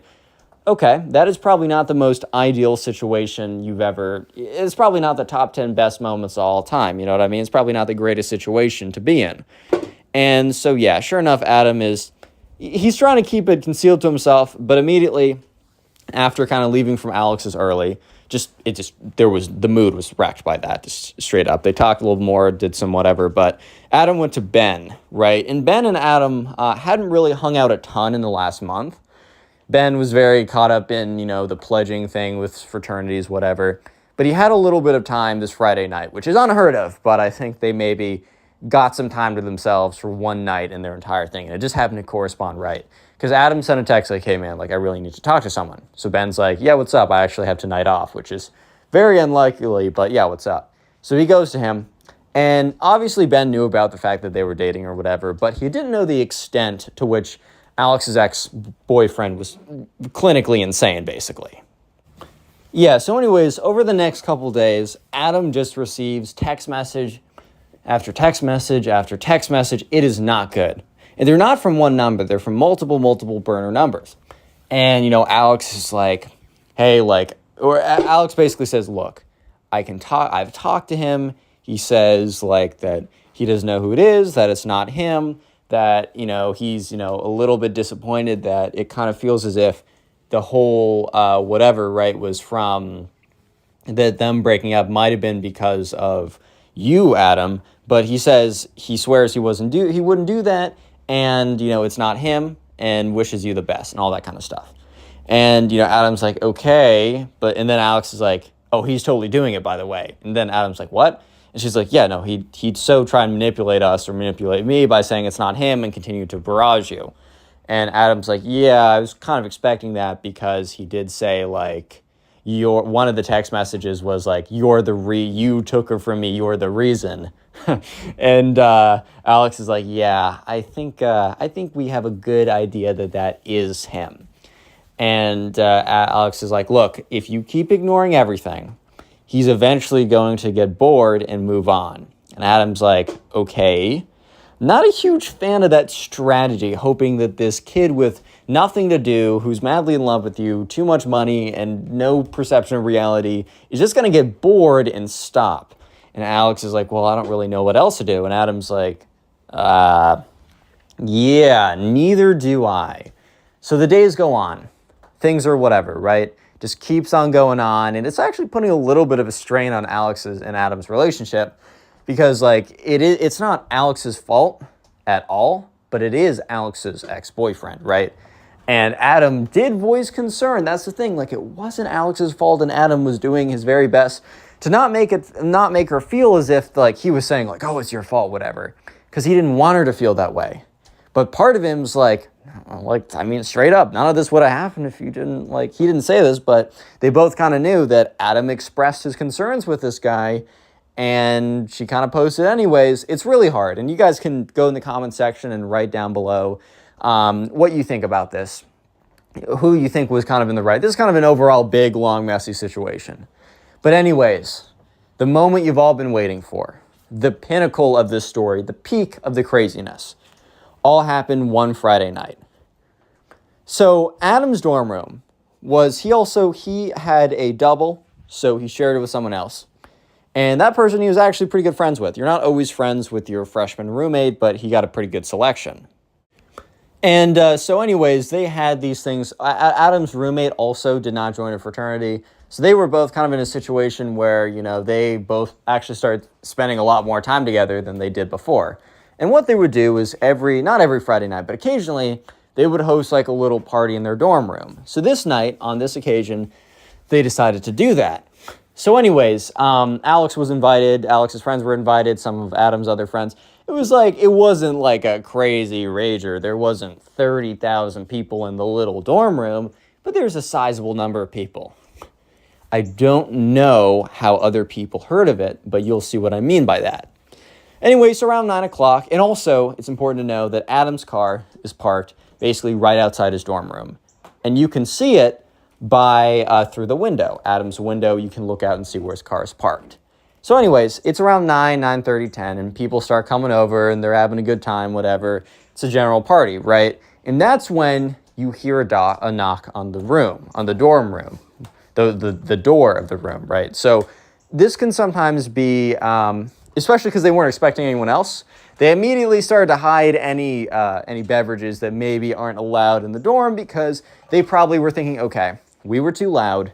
This is an RA coming in to basically either bust us or to be like, hey, you need to take that, you need to calm down a little bit. You need to lower the noise before we get a noise complaint.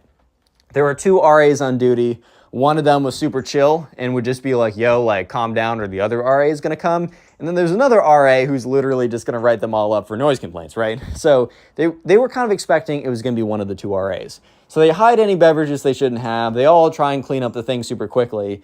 And Adam's like, hey, one second. And so Adam goes to open the door. And he opens the door. And who's waiting there? The ex-boyfriend. Dun, dun, dun. Right, anyway, so the ex-boyfriend is there, just standing there.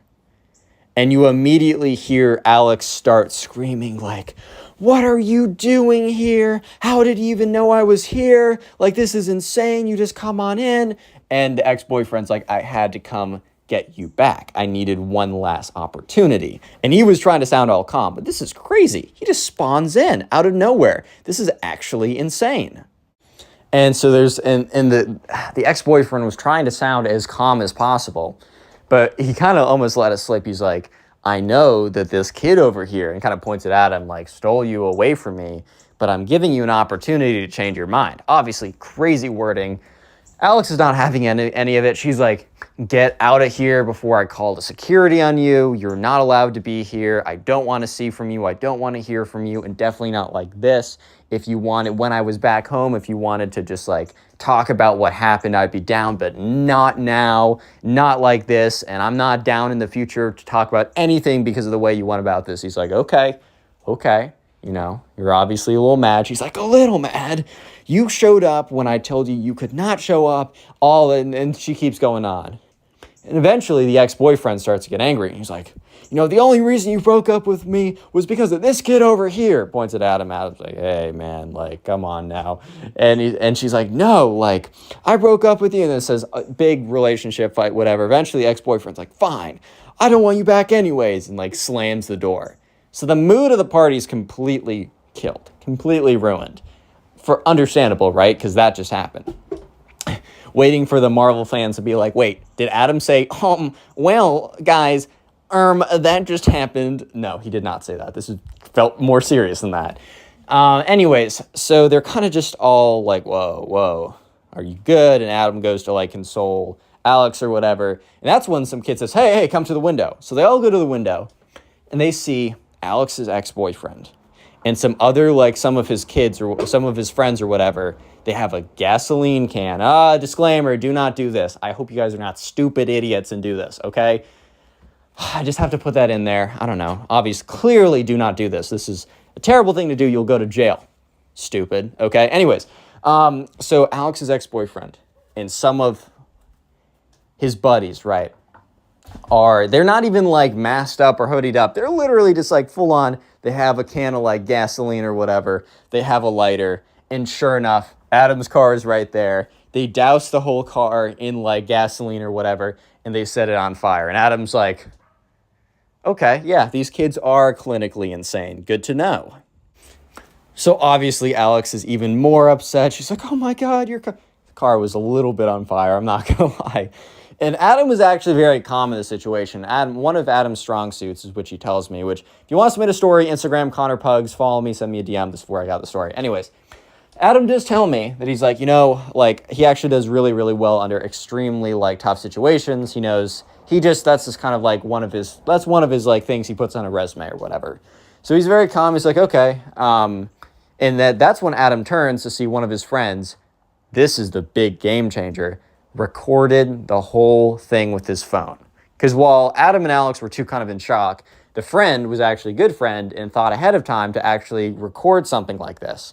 So recorded it, whatever, and, you know, they're like at like the whole car's on fire, whatever. Because at this point, the ex-boyfriend and his friends left. And so immediately Adam's like, can we see the quality of that recording? They look at it. It's one of these new iPhones with like the insane cameras, right? The cameras on the iPhones are crazy good. And they look at it, and it's so crystal clear. The ex-boyfriend, beyond a shadow of a doubt, is the one with the gasoline can on the car. It's literally caught in 4K, 60 FPS, 1080p, bro. Like, it's crazy. Okay, not 1080p, it's 4K. You know what I'm trying to say. This kid is screwed. So immediately they call up campus police, which calls the fire department. They put out the car fire, the insurance is called, whatever. But Alex is also at the same time makes a call to her local police. And so there's a whole investigation, a whole thing. And that piece of evidence is so useful, so critical. They might have been able to prove it otherwise without it, but that was, I mean, man, you got a video of that. That's the thing now these days. Like if someone's got a video of you, they've got a video of you. Yeah, so sure enough, so the police department what they do is, this is alleged, or not alleged, but this is told from other people's perspectives and stories and newspapers, all this kind of stuff, whatever. Maybe not newspapers, but you know what I mean. From secondhand accounts.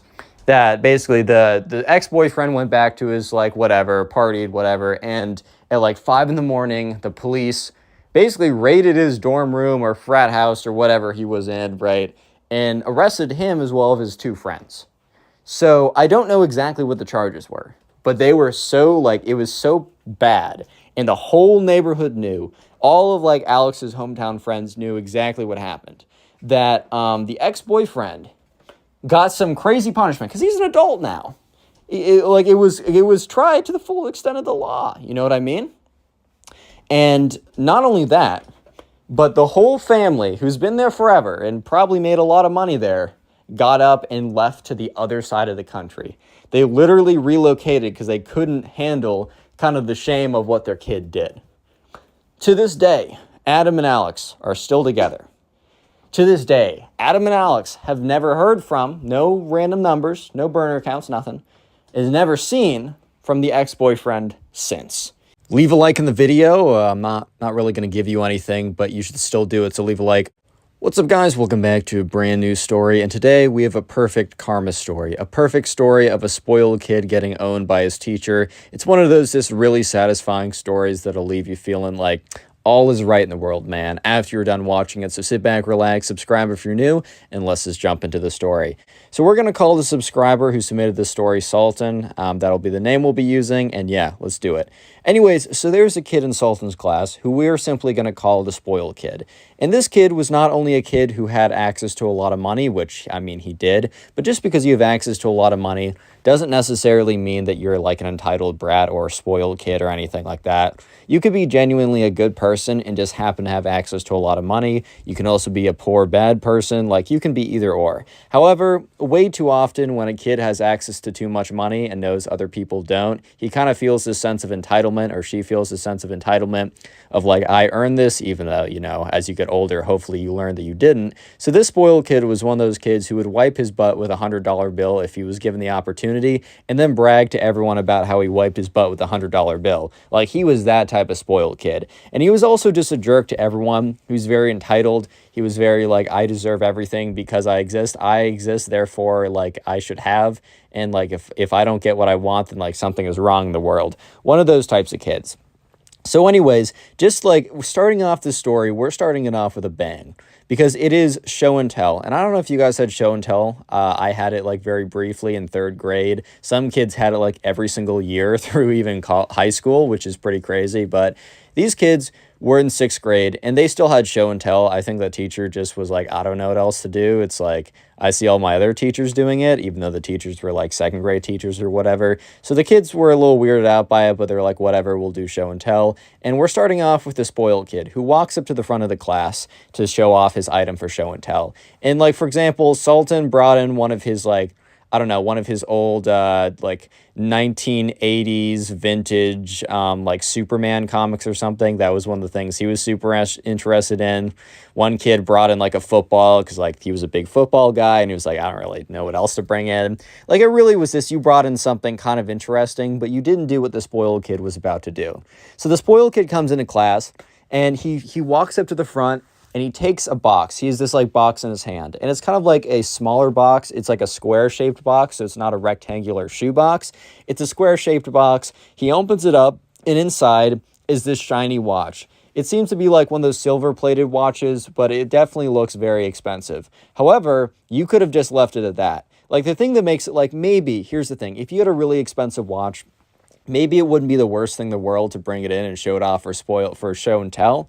However, the spoiled kid goes too far. Because when the spoiled kid's up there, he's like, hey guys, like, for my item of show and tell, I wanted to show you off this watch. I got this watch for my 13th birthday, which, bro, for my 13th birthday, I got a Star Wars action figure, which was fire, by the way. I was so happy. But this kid's like, yeah, in this watch, I want to play a little game with the class. And everyone in the class, including Sultan, were kind of looking at each other like, what does he mean he wants to play a game with the class? Like, what does he even mean by that, bro? Like, lol, okay, what? And he goes on to be like, yeah, so I'm going to take guesses. We're going to play higher or lower. we're going to play higher and lower, guessing how much this watch costs. Which, first of all, like, dude, if you're going to say it, just spit it out. Like, you don't have to drag this out. But also, if you're bringing in something and the whole point of the item is that it costs you a lot of money, like, that's like the lamest form of flexing I've ever seen. Like, I don't know, like, like, even just wearing it, like, leave it, like, everyone knows that this watch is probably expensive. They all know that you're the spoiled kid who gets whatever he wants. And yeah, the watch is probably expensive, man. So, I don't know, like, you just don't have to say it. But eventually, like, no one is raising their hands because no one wants to be like, oh, is it $5,000 just to boost the kid's ego? And he's like, no, more, ha ha, whatever. No one wants to boost this kid's ego because it's already boosted up to the moon and beyond. So eventually the spoiled kid's like, no guessers? You guys are completely like lost or whatever? He like mutters under his breath, figures. And he's like, well, let me just say that if you're going to guess anything under $1,000, you're wrong. Just pure silence. It was super cringe and uncomfortable because like, I know that this kid thought he was like the most, the coolest, like, wow, this kid is so awesome. I wish I was like him. However, literally no one felt that way after hearing this. They just thought that he was like an entitled kid / spoiled brat. And yeah, so he goes on to say, well, teacher, do you have any guesses? And the teacher can't just be like, isn't like kicking him off, but obviously isn't super happy with the way this is going. So he's like, no, I don't actually. And the spoiled kid's like, fine, I'll tell you. $10,000. And everyone kind of just looks at him. Obviously, that's a ton of money, and especially for a watch, that's a lot of money. But, you know, everyone's kind of just looking at him like, okay, dude, like, do you want a prize? Do you want an award for that? Do you want an award that someone bought you a $10,000 watch? Like, you're not getting my admiration or respect. So do you want, like, I don't know, do you want a trophy that says like biggest flexer in the school or something? Yeah, so the kid just like is like, yep, and that's all I want to say. And he sits down, and yeah, that's just like, and that's that to start off the story with something like that just shows you a little glimpse of what this kid is like. But when he sits down, he doesn't sit back in the spot he was normally sitting. He sits next to this girl. This girl we're gonna call Kate because I call like a third of the girls in my stories Kate because it's easier for me to remember because name of my friend back home. Anyways, so Sultan happened to have a crush on this girl, right? And he saw that like the spoiled kid, instead of sitting back in the seat he was just in, sat next to Kate instead. And he was talking up Kate, and, you know, to give credit where credit is due, the spoiled kid was low-key pretty good at flirting. He was actually cool with it. He was good with it. And I hate to give him credit because, like, no one wants to give the spoiled entitled kid credit, but I gotta be fair in these videos. Dude was definitely running it up. And Sultan saw this, right? Sultan said because by the way, the story was submitted to me via Instagram. Follow me and then DM me your own stories if you'd like. Sultan admitted to me that he was getting a little jealous. So the spoiled kid is like talking this girl up. And I think that like Kate was like pretty embarrassed for him after the whole, I have an expensive watch. But the thing is, this guy was just being so, I don't know, like he just had game that was unmatched. And I think she kind of just started to willingly forget what the spoiled kid just did. I think she was like, yeah, this kid isn't too bad looking, and also he's pretty smooth with it, so I'm just gonna forget the fact that he went up there flexing that someone bought him a $10,000 watch and kind of like drew the whole thing out like as long as possible to get the most attention, as well as the focus of the presentation was that the watch was expensive. I'm just gonna forget all about that. So yeah, Sultan had to watch for the next 20 minutes, and because by the way, other people were going up there, showing off whatever they had, and everyone else's presentations for show and tell were pretty normal, like they were pretty normal people presentations or whatever. However, the spoiled, and yeah, no one was showing off, oh, here's $1,000 gold brick I wiped my butt with. But yeah, the thing is, the spoiled kid wasn't showing any attention to these kids' presentations. He was just whispering / whisper flirting with the girl next to him, which was Kate.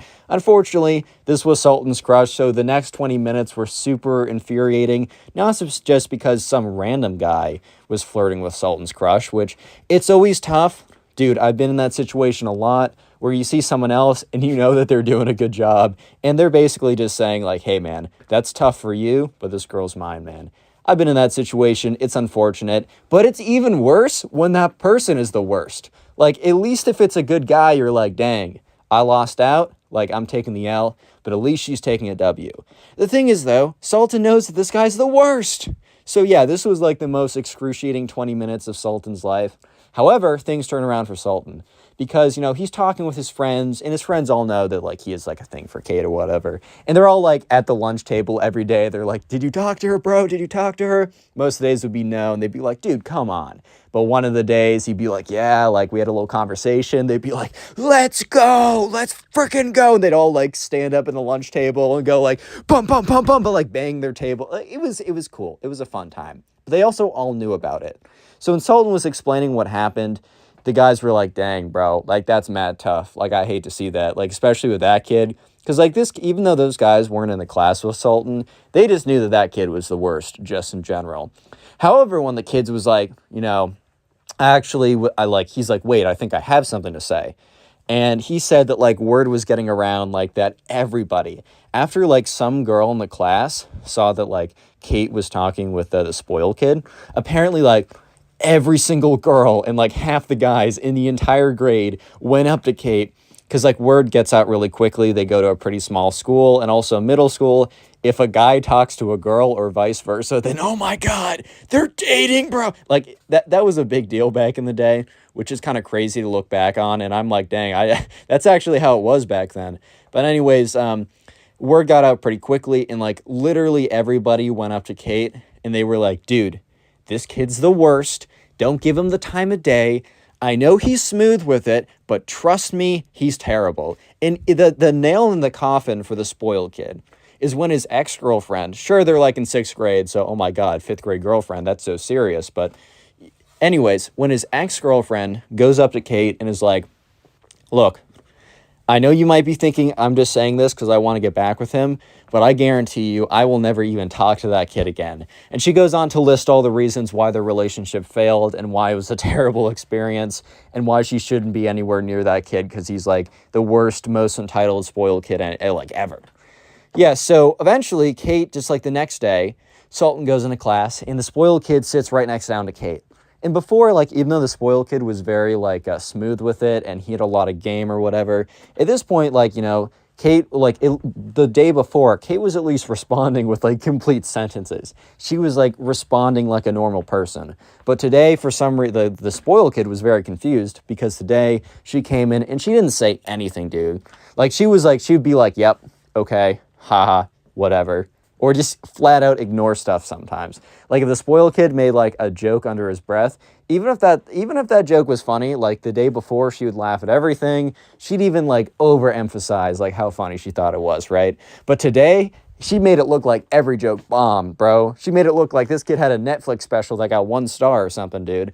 But, the spoiled kid was just really confused. However, the spoiled kid apparently really liked Kate. And this was not good for Kate. Because the spoiled kid would start to get a little bit desperate in his attempts. And by a little bit desperate, I mean you are about to see the most uncomfortable and cringe thing I've probably ever... okay, maybe not ever told on the channel. I've told a lot of stories that are pretty cringe, which if you guys are bored, feel free to check out the playlist of my stories linked in the pinned comment after this one. But yeah, you're about to hear one of the most uncomfortable things I've told on the channel in a second, told on the story. Guys, I can't even speak English properly. I gotta take some more English classes. But yeah, the spoiled kid gets a little bit desperate for Kate's attention. Let's just put it like that. He gets a little bit desperate. Real quick, if you made it this far into the video, comment spoiled down below. That'll be the secret keyword of the day. If you want to farm some hearts on the channel, I will try and heart a bunch of comments to say the secret word down below. And also, if you do want to support the channel, I mentioned this a second ago, but there is a playlist in the pinned comment down below. If you put that playlist on, it's all my old stories. If you put that playlist on while you're doing something like, I don't know, cleaning your room, playing video games, drawing, trying to go to sleep, whatever, right? It actually really does support the channel because watch time's really good. And please let me know in the comment section what you were doing while watching my videos. I read the comments all the time, and I'm genuinely so interested to hear what you guys are doing. And also, I try and hard and respond to those comments because it's my way of saying thank you for supporting the channel by watching the videos while doing other stuff. Let's get back to the story as the spoiled kid is about to do something pretty mega cringe. So let's get into it. Yeah. So a couple days later, and this is a couple days of, this spoiled kid failing to flirt with Kate. And at this point, every single day, Sultan, while he's not, he's not making his moves with Kate, so he can't really be too happy about it. However, he's sitting back he's watching the spoiled kid basically flailing his arms around in a sense, by the way that like he's just like trying to talk to her and it's not working.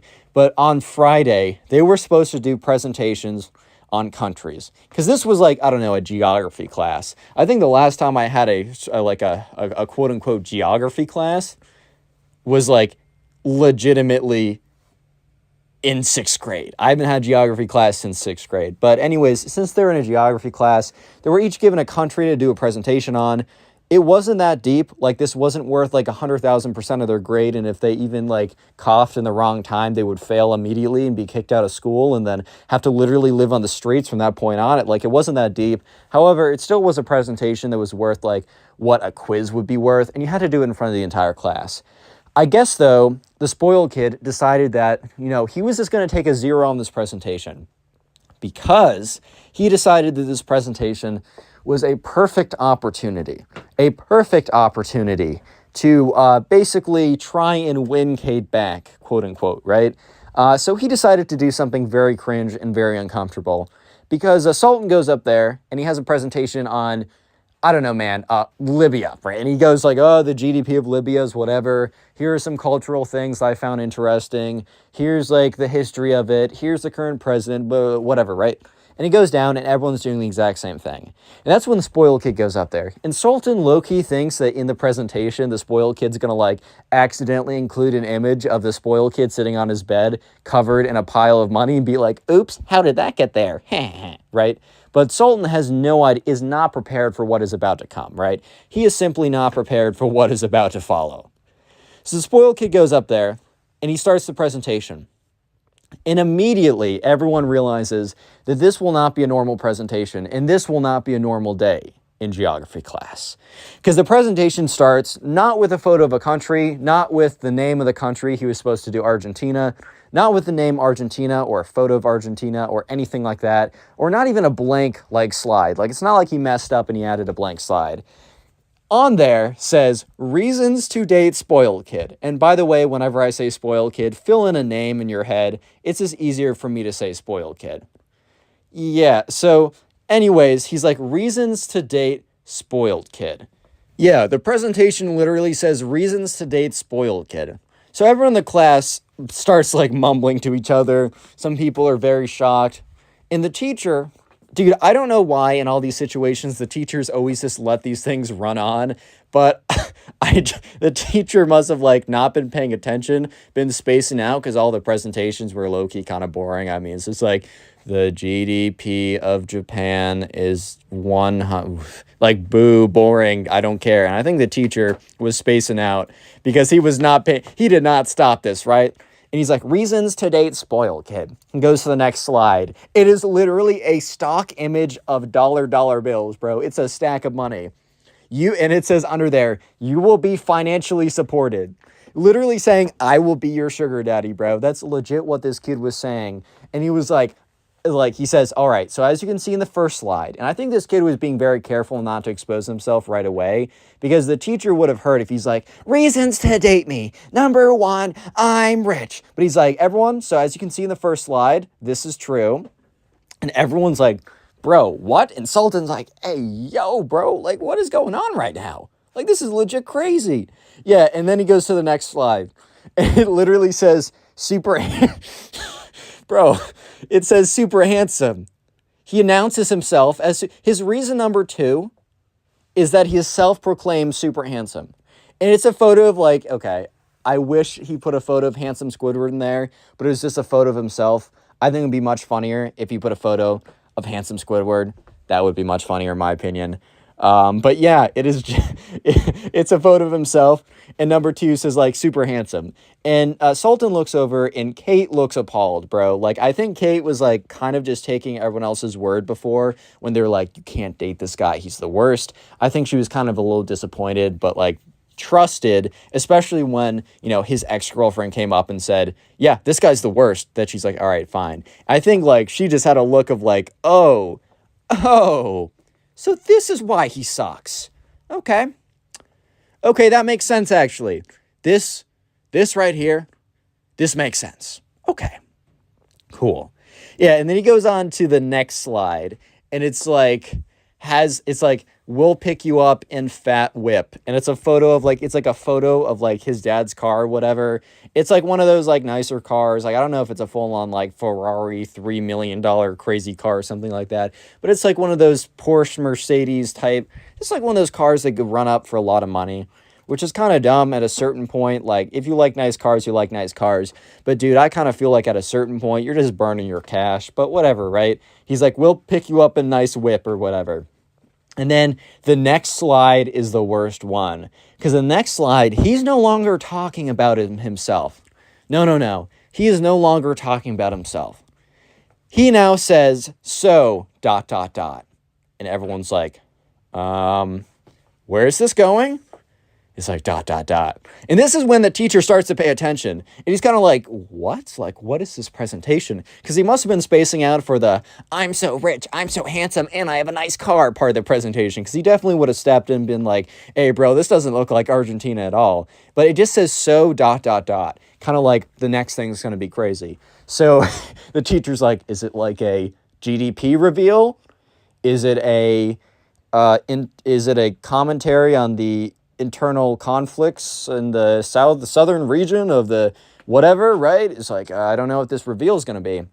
And we click to the next slide. It is the worst thing ever. Because it says, like, Kate, these reasons are great. You should go on a date with me. It's fate. It's like a poem, bro. He asked Kate out via poem. It's great, right? So everyone in class is like, lol. Everyone bursts out laughing. Like, it is not the reaction I bet that the spoiled kid thought. I bet when the spoiled kid was typing this up, in his mind, he was expecting everyone to be like, oh my God, this makes so much sense. You are so rich, handsome, and have an awesome car and a nice watch and are just so hot. So, of course, Kate would want to go out with you, dude. Oh my God. It was like, I wonder who this guy wants to go out with. He wants to go out with Kate. I'm so jealous. No. And then all the guys would be like, oh my God, how could Kate say no? He's so rich, handsome, and awesome. Oh my God. Yeah, let's just say that how it turned out was a little bit different. Everyone was just freaking out. Like, kids were getting out of their seats and running around with, like, you know, the hands on their head. You know that gif of, like, the guy who, like, leans back after roasting someone and all the people freak out around them? Just imagine but with the class. Like, even Sultan stood up out of his seat, put his hands on his head, is like, oh my God, starts walking back. He's a friend of the back of the room who just, like, falls out of his chair laughing. Everyone's like, what the frick, bro? Like, what is this dude doing, dude? And at this point, the teacher's like, spoiled kid, like, this has nothing to do with Argentina. And some people in the class are probably thinking, dude, you just caught on that this doesn't have to do anything with Argentina? Did you not realize that the first 3 slides were like, I'm rich, I'm handsome, and I have the coolest car ever? Because, yeah, that totally has to do something with Argentina, bro. But everyone's freaking out. You know, Sultan's on the floor laughing. He's slamming his hand against the desk, like, oh my God, bro. Like, this is... And at this point, like, Kate is just, like, looking at the ground. She's like, I'm not here. This is not happening.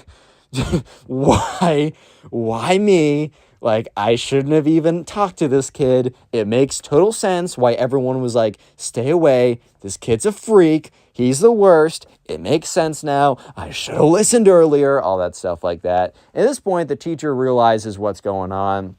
And he's like, spoiled kid, this has nothing to do with, I don't know, like, the presentation. Like, this is a distraction to the class. Like, you're distracting everyone. And you're, like, making weird comments about classmates in regards to the weird poem on stage or on the screen saying, like, oh, can you go out with me, Kate? It's our fate, bro. Like, first of all, he should have been expelled for cringe, but I don't think that's actually a thing you can get expelled for. But if it is, or if it was, he definitely would have been. So you might be thinking that this is, like, the end of the story and that it doesn't get crazier. And you might be thinking, Connor, why did you title this like teacher rages or exposes or embarrasses or whatever, spoiled kid? Let me just say that this isn't the end for the teacher ranting on the spoiled kid. The teacher very soon is about to do a massive dunk on the spoiled kid in front of everyone. Probably something that he's been wanting to do for a while, but has been held back, right? So yeah, the spoiled kid is sent to the front office. He gets yelled at, he gets a 0 on the presentation, whatever. Other than that, he doesn't get much more of a punishment. So the spoiled kid, give this a couple days, right? He's no longer sitting next to Kate because he kind of realizes at this point, he kind of did the Hail Mary, which wasn't even a Hail Mary because those at least have a chance, even if it's unlikely. He did the good old shotgun to the face maneuver, which doesn't really work that well in battle. It doesn't really destroy the opponents that well. It's a little detrimental to yourself, I've heard. But yeah, this is when he learns the truth, according to him, right? So word gets out because like Sultan's sitting at the table and one of his boys comes up and is like, dude, the spoiled kid is super mad at everyone. And, Sultan's like, why? Is he mad because we didn't bow down to him when he showed off his like $2 billion house or something? And he's like, no, apparently the spoiled kid was like told that like everybody went up to Kate and told her that they shouldn't mess with him, right? And he's super mad and is like planning to like get his revenge or something. So Sultan's like, what? Like, what does that even mean? And he's like, I don't know. Apparently he's going to like expose everyone or something. So Sultan's like, okay, that's pretty weird. Like, first of all, does this kid actually think that us saying, hey man, be careful is really what made Kate not want to get with him at the end of the day? Like, does he not believe that his presentation saying that he's super rich, handsome, awesome, and drives fast cars and Kate should go out with him, which he delivered via a poem, do you really think that that didn't have any effect on the fact that him and Kate aren't currently dating at this very second in this universe, in this timeline? Like, do you really think that that is like the reason why? Do you think that that has any effect? And no. No effect at all. In fact, that probably helped his chances. But the fact that Sultan said bad words about him means that he doesn't have a chance with her anymore. Or at least that was the logic. However, the spoiled kid didn't think that one person, like he didn't think Sultan or one of Sultan's friends individually said, like, don't, like, told Kate not to get with them. The spoiled kid thinks that literally everyone in his class is like against him. So he's going to expose quote unquote everybody, which is just kind of ridiculous. But Sultan is kind of excited to see it because he's like, all right, bet, let's see it. So after class, or the next day comes around and Sultan walks into class and he sits down and the spoiled kid's late. So he's like, oh, maybe spoiled kid's skipping class because he can't handle the fact that Kate's in here and he couldn't secure the bag. But no, the spoiled kid walks in 2 minutes late to class, and the geography teacher's like, spoiled kid, like, you can't be late to class like this, like, go sit down, like, it's a distraction when you're late. And the spoiled kid says, no, today I need your attention. He stands up in front of the class, and the geography teacher's like, what? He's like, no, you're sitting down, and the spoiled kid's like, silence! And the geography teacher literally goes silent from shock because he would have never expected one of his students to yell silence at him. Like, that's the most ridiculous thing he's ever heard. But the spoiled kid goes on to say, it is all your fault. It is your fault. Sounding like Nico Cotto Avocado for a second. But he's like, it's your fault, and points to everyone.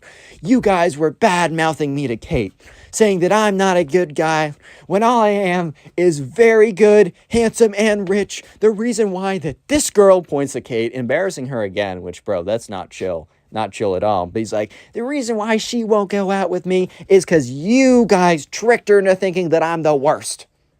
Everyone's kind of looking at each other. Sultan is like trying to hold back his laughter because he's like, bro's digging his own grave. That's crazy. But yeah, he's like, you guys are the reason why she doesn't like me. You guys are the reason why we aren't dating right now. And Kate's like literally has her head in her arms. Like, can this kid stop, bro? He's embarrassing not just me, which he is embarrassing me. He's also playing himself with this whole thing, dude. Like, he's got to stop. Someone's got to stop this kid. But, and he keeps on going on to be like, yeah, and the reason why she doesn't like me is you guys. You all told her I suck when I don't. And, bro, that's when the history teacher comes in and drops a nuclear bomb. Nuclear bomb. Sorry, I pronounced it wrong. Not nuclear, it's nuclear. My grandmother loves telling me, like, nope, wrong, because I'm always like, nuclear. She's like, nuclear, which I might as well pronounce it correctly. But he goes on, drops a bomb. He stands up and he's like, that's not why she said no, spoiled kid. And the spoiled kid turns around to look at the teacher. It's almost as if in one of those action movies where, like, the bad guy thinks that, like, he's, like, shot down or killed, like, the good guy or whatever. And then the good guy gets back up with, like, a massive machine gun and is like, oh, like you thought, like, you killed me or whatever. And then he comes back. Kind of like the same energy. Everyone in the class was low-key stunned because they were not expecting the teacher to come with such fire. The teacher goes on to say, the reason why that she's rejecting you is because you're an entitled, spoiled brat who thinks that just because, like, that he can get anything that he wants and he can be a jerk and disrespect anyone. The whole class goes silent, but this isn't your typical silence. This is your, damn, someone just got roasted silence. And just like everyone's attention, every ounce of their attention was on this teacher. Because this teacher was just going in, bro. He was going in. He's like, every day you come in with some kind of entitled arrogance. When we had show and tell, you didn't bring something that you cared about. You brought something that was expensive just because it was expensive. When you went up there to do your presentation, like, and you didn't even do the subject matter that we're covering, you just covered yourself because you wanted to ask a girl out. And what was the qualities that you portrayed up there? You didn't say that you were kind, funny, or smart. You said that you were rich and handsome. Which the first thing is because you're a father and mother, and the second thing is questionable. Boom! God damn! I'm gonna have to pull the fire alarm in here, bro, because that was too fire. That's too toasted, dude. I'm gonna catch on fire just being in proximity to these burns. But yeah, a spoiled kid literally looks so destroyed. And the teacher ends it off by saying, like, might as well sit down now and cut your losses. And instead of trying to fight back, the spoiled kid at this point knew that, yeah, man, he might as well sit down and just try and cut his losses, because he was not going to be able to recover from this one. So as soon as class got out, word spread of this like wildfire. Spread like fire, even hotter than the burns that were given to the spoiled kid, right? Sultan rushes to his lunch table with his friend, and they're all just like screaming about it. The whole lunchroom is abuzz like this. And if you don't want this to happen to you, leave a like. I'm just kidding. No, you should leave a like. But if you don't want this to happen to you, just be a good person who doesn't let things like money, or maybe if you're just like a good looking kid or whatever, you just got good genetics, you rolled well, or if you got like money, or if you're really smart, or if you're the star lacrosse, hockey, football, whatever player, if you don't let this stuff go to your head and you're a genuine good person, then this stuff will never happen to you. And that's the moral of today's story. Imagine being so spoiled, so entitled, and such a brat that your parents literally disown you. This is what happened to the spoiled kid in today's story.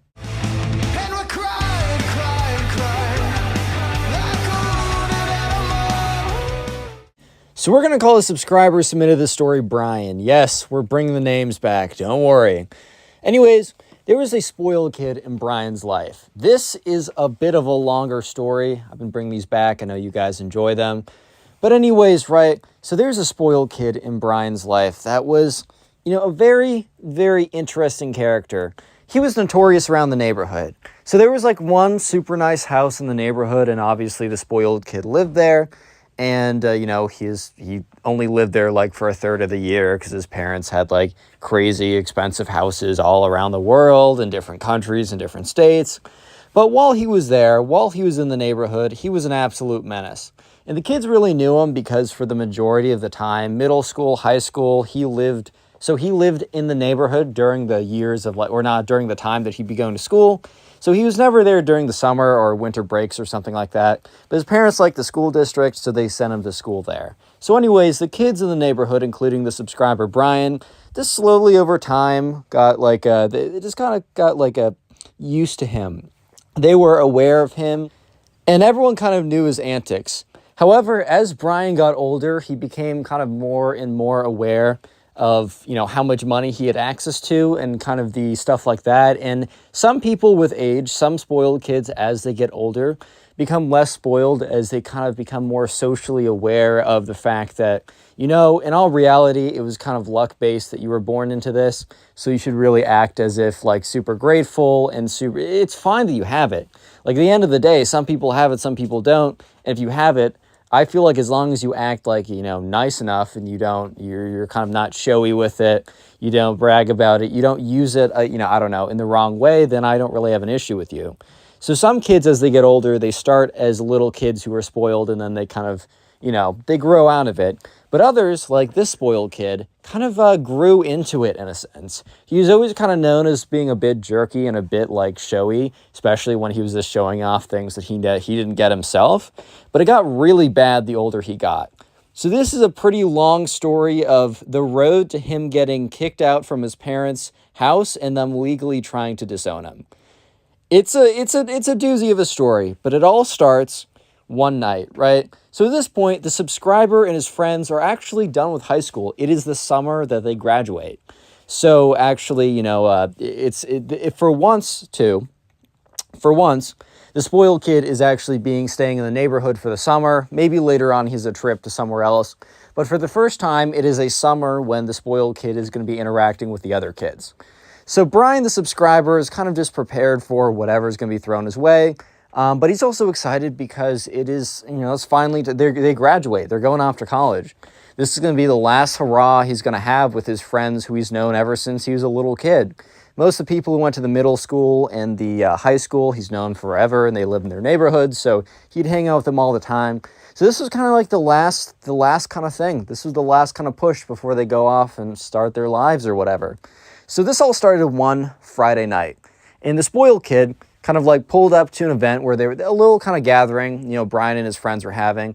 And, he pulled up in a really fancy, expensive car, right? So Brian had a car, but it was like super cheap car, whatever, which honestly, I think your starter car should be extremely cheap. Not so cheap that it's dangerous, but cheap enough that, you have the ability to kind of mess around with it a bit. I don't have a car yet, but I know when I will get one, I'll make sure that it won't be I won't go, I definitely, first of all, don't buy it used, or do buy it used, don't buy it new. And cheap cars function. As long as they're not going to blow up in your face, they function. If the brake works, the car is good enough for me. Anyways, though, he pulls up in this super crazy expensive car, which is kind of expected for someone like, the spoiled kid, right? And he pulls up, and he's just talking about how, he's just, extra arrogant. I think the kid, was kind of more vacant. He didn't really the thing is, right, the kid never really hung out with the other kids in the neighborhood during high school, just because, he was off doing his own thing. He would hop into class, kind of be a jerk then, and obviously, during the summer, he wouldn't be there, and he wouldn't hang out with them on the weekends because he was too busy doing his rich kid things, right? But he decided to pull up to this event. He came in this super crazy expensive car.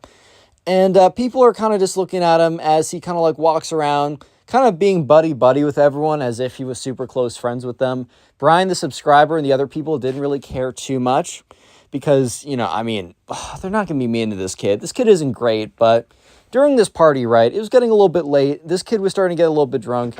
Okay, I'm just going to say drunk. YouTube doesn't actually care that much. Sure enough, right, the kid starts to brag. He starts to brag a lot about how he's got the craziest whip ever, how he's got access to all these things, how everyone else has to be worker drones and go into work a 9 to 5 and then have 1 minute of retirement and then die while he gets to be have this crazy awesome life. And people were starting to get a little bit resentful because, unfortunately, that may or may not be true. The truth is that this kid probably doesn't have to work. Or so he thought until he literally got disowned, which is coming up. And trust me, it's worth it. I'm really trying to build a good picture of the spoiled kid so that there's a good payoff when he gets disowned at the very end of the story. So anyways, right, at this point, the spoiled kid's all right, I'm going back to my house.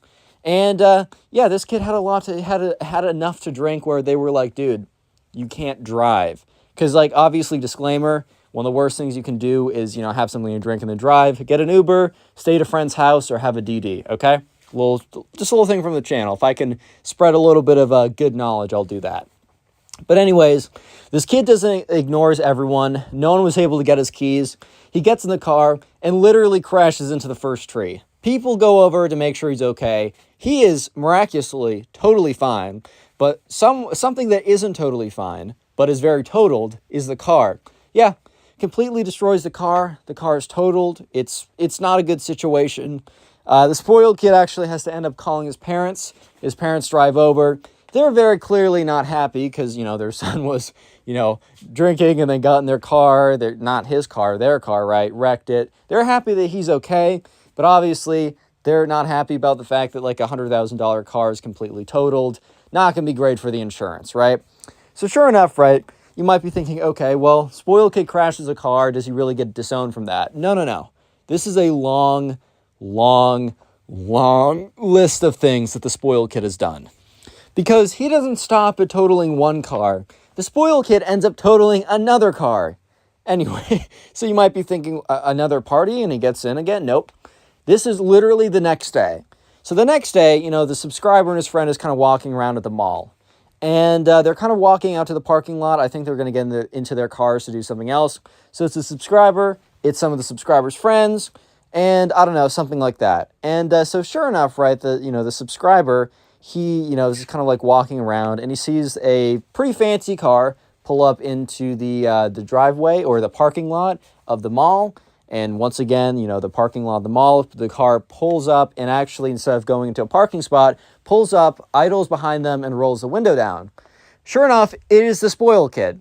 The spoiled kid, kind of is once again in another car. In literally any other family situation, I can almost guarantee you that the spoiled kid would not have access to a vehicle literally one day after totaling the car before. But since his parents had a bajillion dollars and probably infinite cars, they kind of just gave him another car because they're like, we don't want this kid around the house anyways.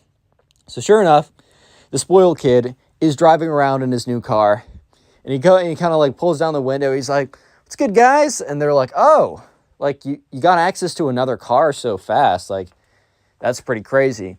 Loki trying to throw a little bit of shade at him, but completely goes over to this kid's head. He's like, "Yeah, this whip is actually nicer than my last one." And then he goes on to be like, as you can see, this is a model S1 24/7X5. I don't know much about cars. Just talking about how nice the car is, right? And, the subscriber and his friends kind of just sitting there, kind of just looking at each other like, okay, man, that's real nice and all, but we do not care. And so sure enough, the kid's like, yeah, so I don't know. If you know any like banging chicks around here, don't forget to let them know that I have a super sweet ride and we'll take them and give them the time of their lives. Peace, bros. Rolls down the window and literally drives off into the back of another car and totals this car again. The subscriber is just sitting there and just shocked by the fact that the kid literally within 5 seconds of rolling up his window from bragging for 2 minutes straight about his new car after literally just crashing his old car, within 5 seconds just slams into the back of another car, totals his car, which he's once again completely fine. And I don't even know how you totaled your car slamming into the back of another car, but this kid is just so incredibly good at wrecking his own car. Okay, my mistake. I was about to say wrecking his own cars. No. He is incredible. He should go into the professional leagues of wrecking your parents' cars, because that is what he is incredible at, apparently.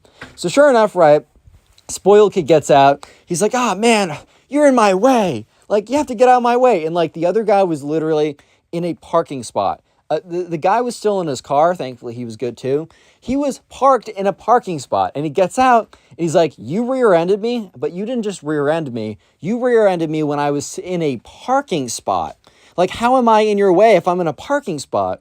And the spoiled kid's like, well, you should have seen that I was coming and got out of the way. Obviously, the spoiled kid is clearly wrong in the situation.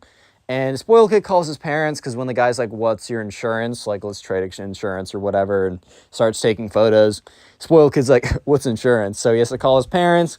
His parents come over, and his parents are very not happy because, after their son drunkenly crashed their car the night before, they give him another seemingly even more expensive car, which is low-key on them for that much trust. And he crashes into some guy who's parked in a parking lot. Like, dude, how do you even crash into a stationary car that's parked in the parking lot and end up totaling the car? I mean, it's just crazy enough that he crashed into a stationary car in the first place. But, dude, what? Yeah, so anyways, the parents are very much not happy. And from that point on, he drives, they give him a significantly less expensive car. It's still, like, really good. It's still, like, $20,000, which is an insane amount for a car.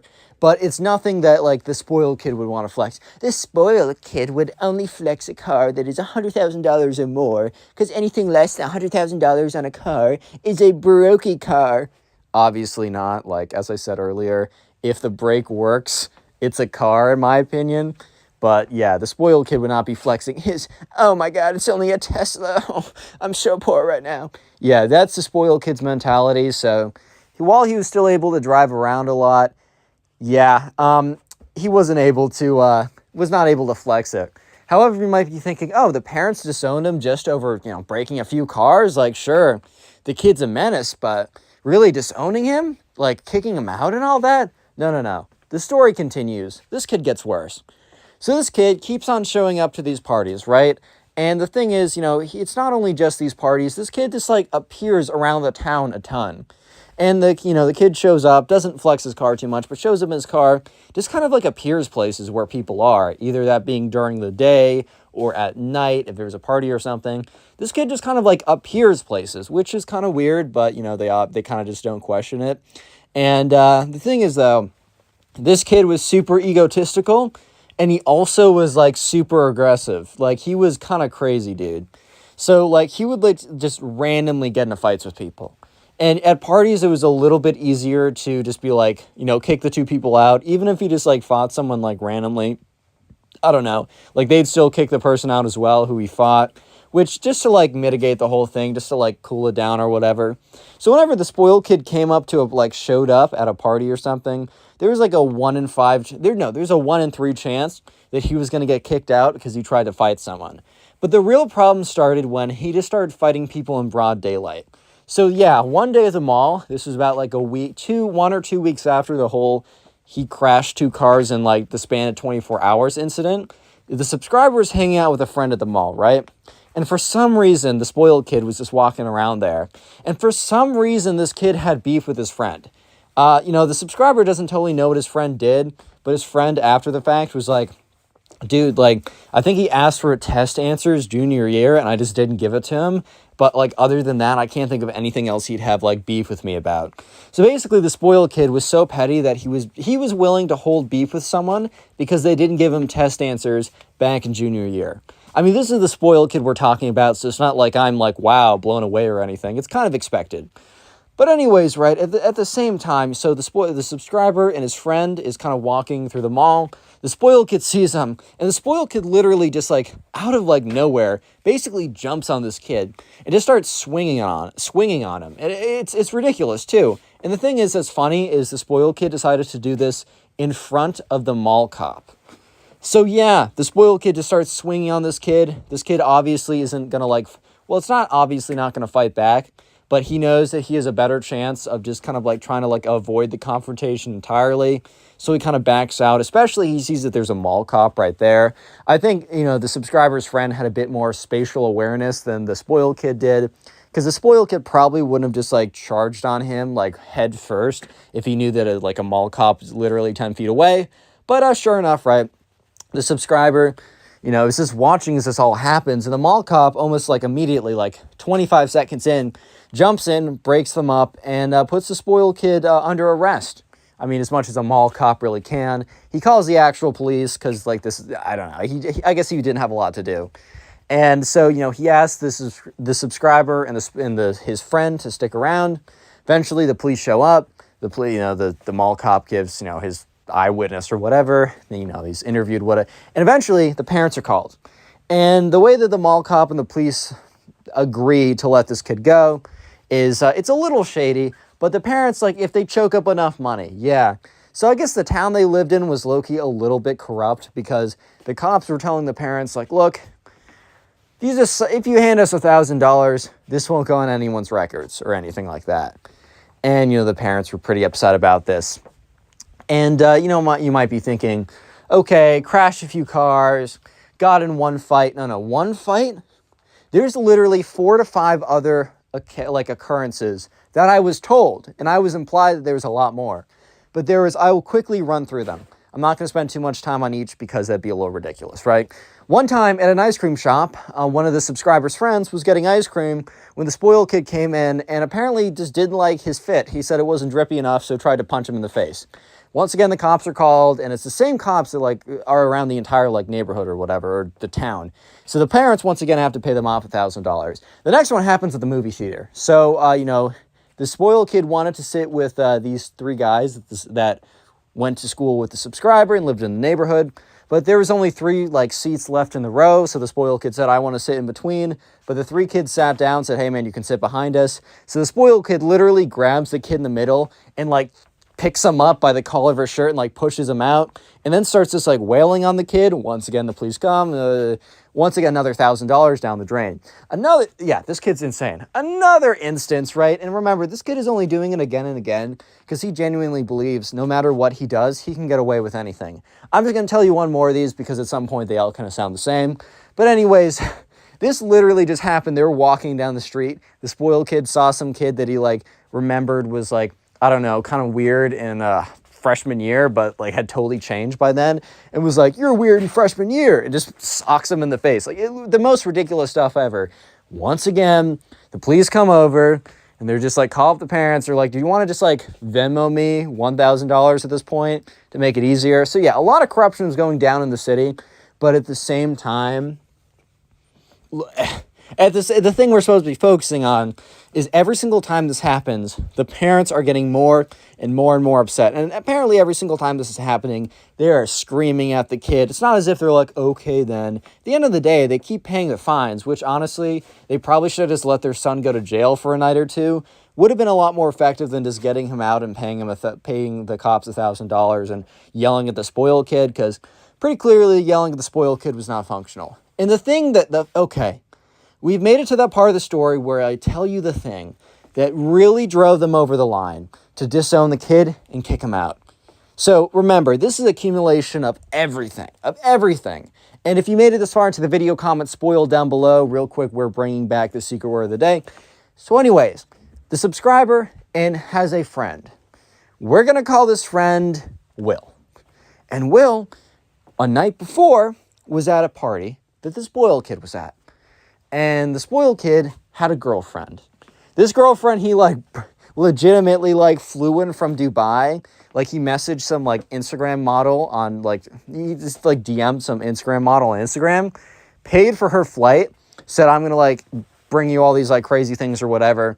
So this like very beautiful girl from Dubai like was just at the party. It was the weirdest thing ever, and only something that like the spoiled kid of a super rich parent would ever do.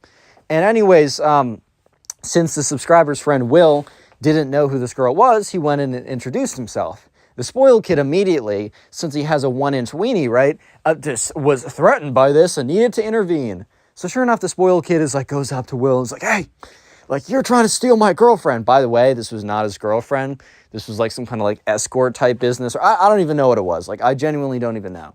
Maybe it was his girlfriend, but not really, if you know what I mean, right?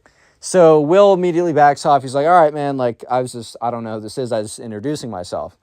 And the spoiled kid didn't like try and fight him, which is kind of weird. And I guess the subscriber and the spoiled kid kind of just assumed that the subscriber and his friend Will kind of just assumed that the spoiled kid, gave up or just didn't care about it anymore. Like, just didn't care about the whole instance. But they were wrong, because the next day they went to the beach because it was during the summer. And there was kind of a beach in the area that they were at. So it was a cool kind of attraction. A lot of people would go there. Water was nice enough. It wasn't like a jacuzzi or something, but it was nice. It was temperate enough for like a pool. I don't know if it's a lake or an ocean, doesn't matter. It's a beach, either way. So they're at the beach.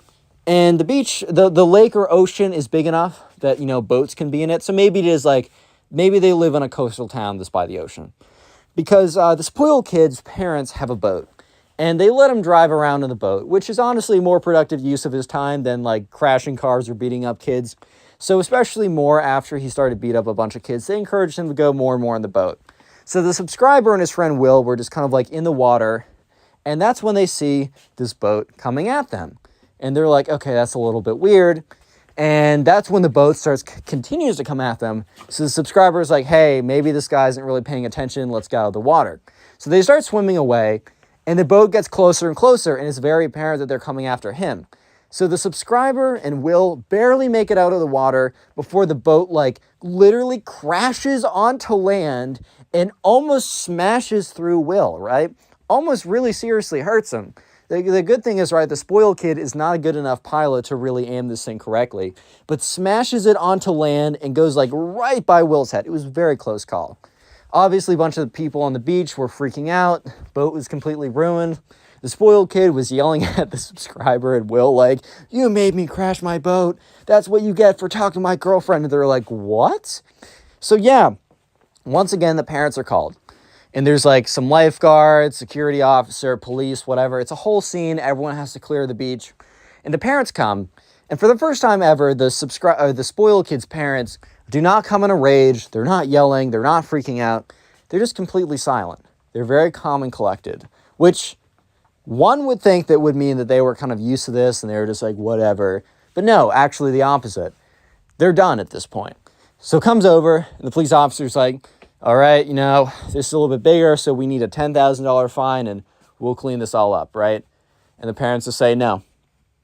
The police officer's like, okay, well, that means we have to like pursue legal action with your son and all this kind of stuff. And they're like, our son? No. Him? Yes. And they point to their son and the spoiled kid's like, what? This kid remembers like 20 or something. He had to repeat high school a bunch of times, which is fine, but just context. And they're like, yeah. Oh yeah, by the way, Billy. They look at him. Let's call him Billy, right? Like, you are no longer living with us. You have no respect for us. You have no respect for anything that we've done for you. It's time that you learn how to actually be, a real person. And he's like, dude, what? Like, just pay the fine, Mom. Like, it's whatever. They're like, no. And at this point, like, they explain that they have been on like the verge of this for a while, but as of tonight, they're kicking Billy out. And as of a couple weeks ago, they had been starting to look into the process of legitimately disowning him as a son. And he's like, dude, what? That's not chill at all. Screw you guys. So yeah, they ended up not paying the $10,000 to the cops. So the cops decided to pursue him. And this kid was an adult. I didn't get an update on exactly what punishment happened. But apparently, like, Billy was still he was able to get some money out of his parents before they completely cut off all of his credit cards. So he was able to spend a lot of money really quickly, but then all of his cards got frozen. And the subscriber, like, this happened like last summer. So to this day, the subscriber has not seen Billy since. Maybe he's in some like random European country. He has no idea.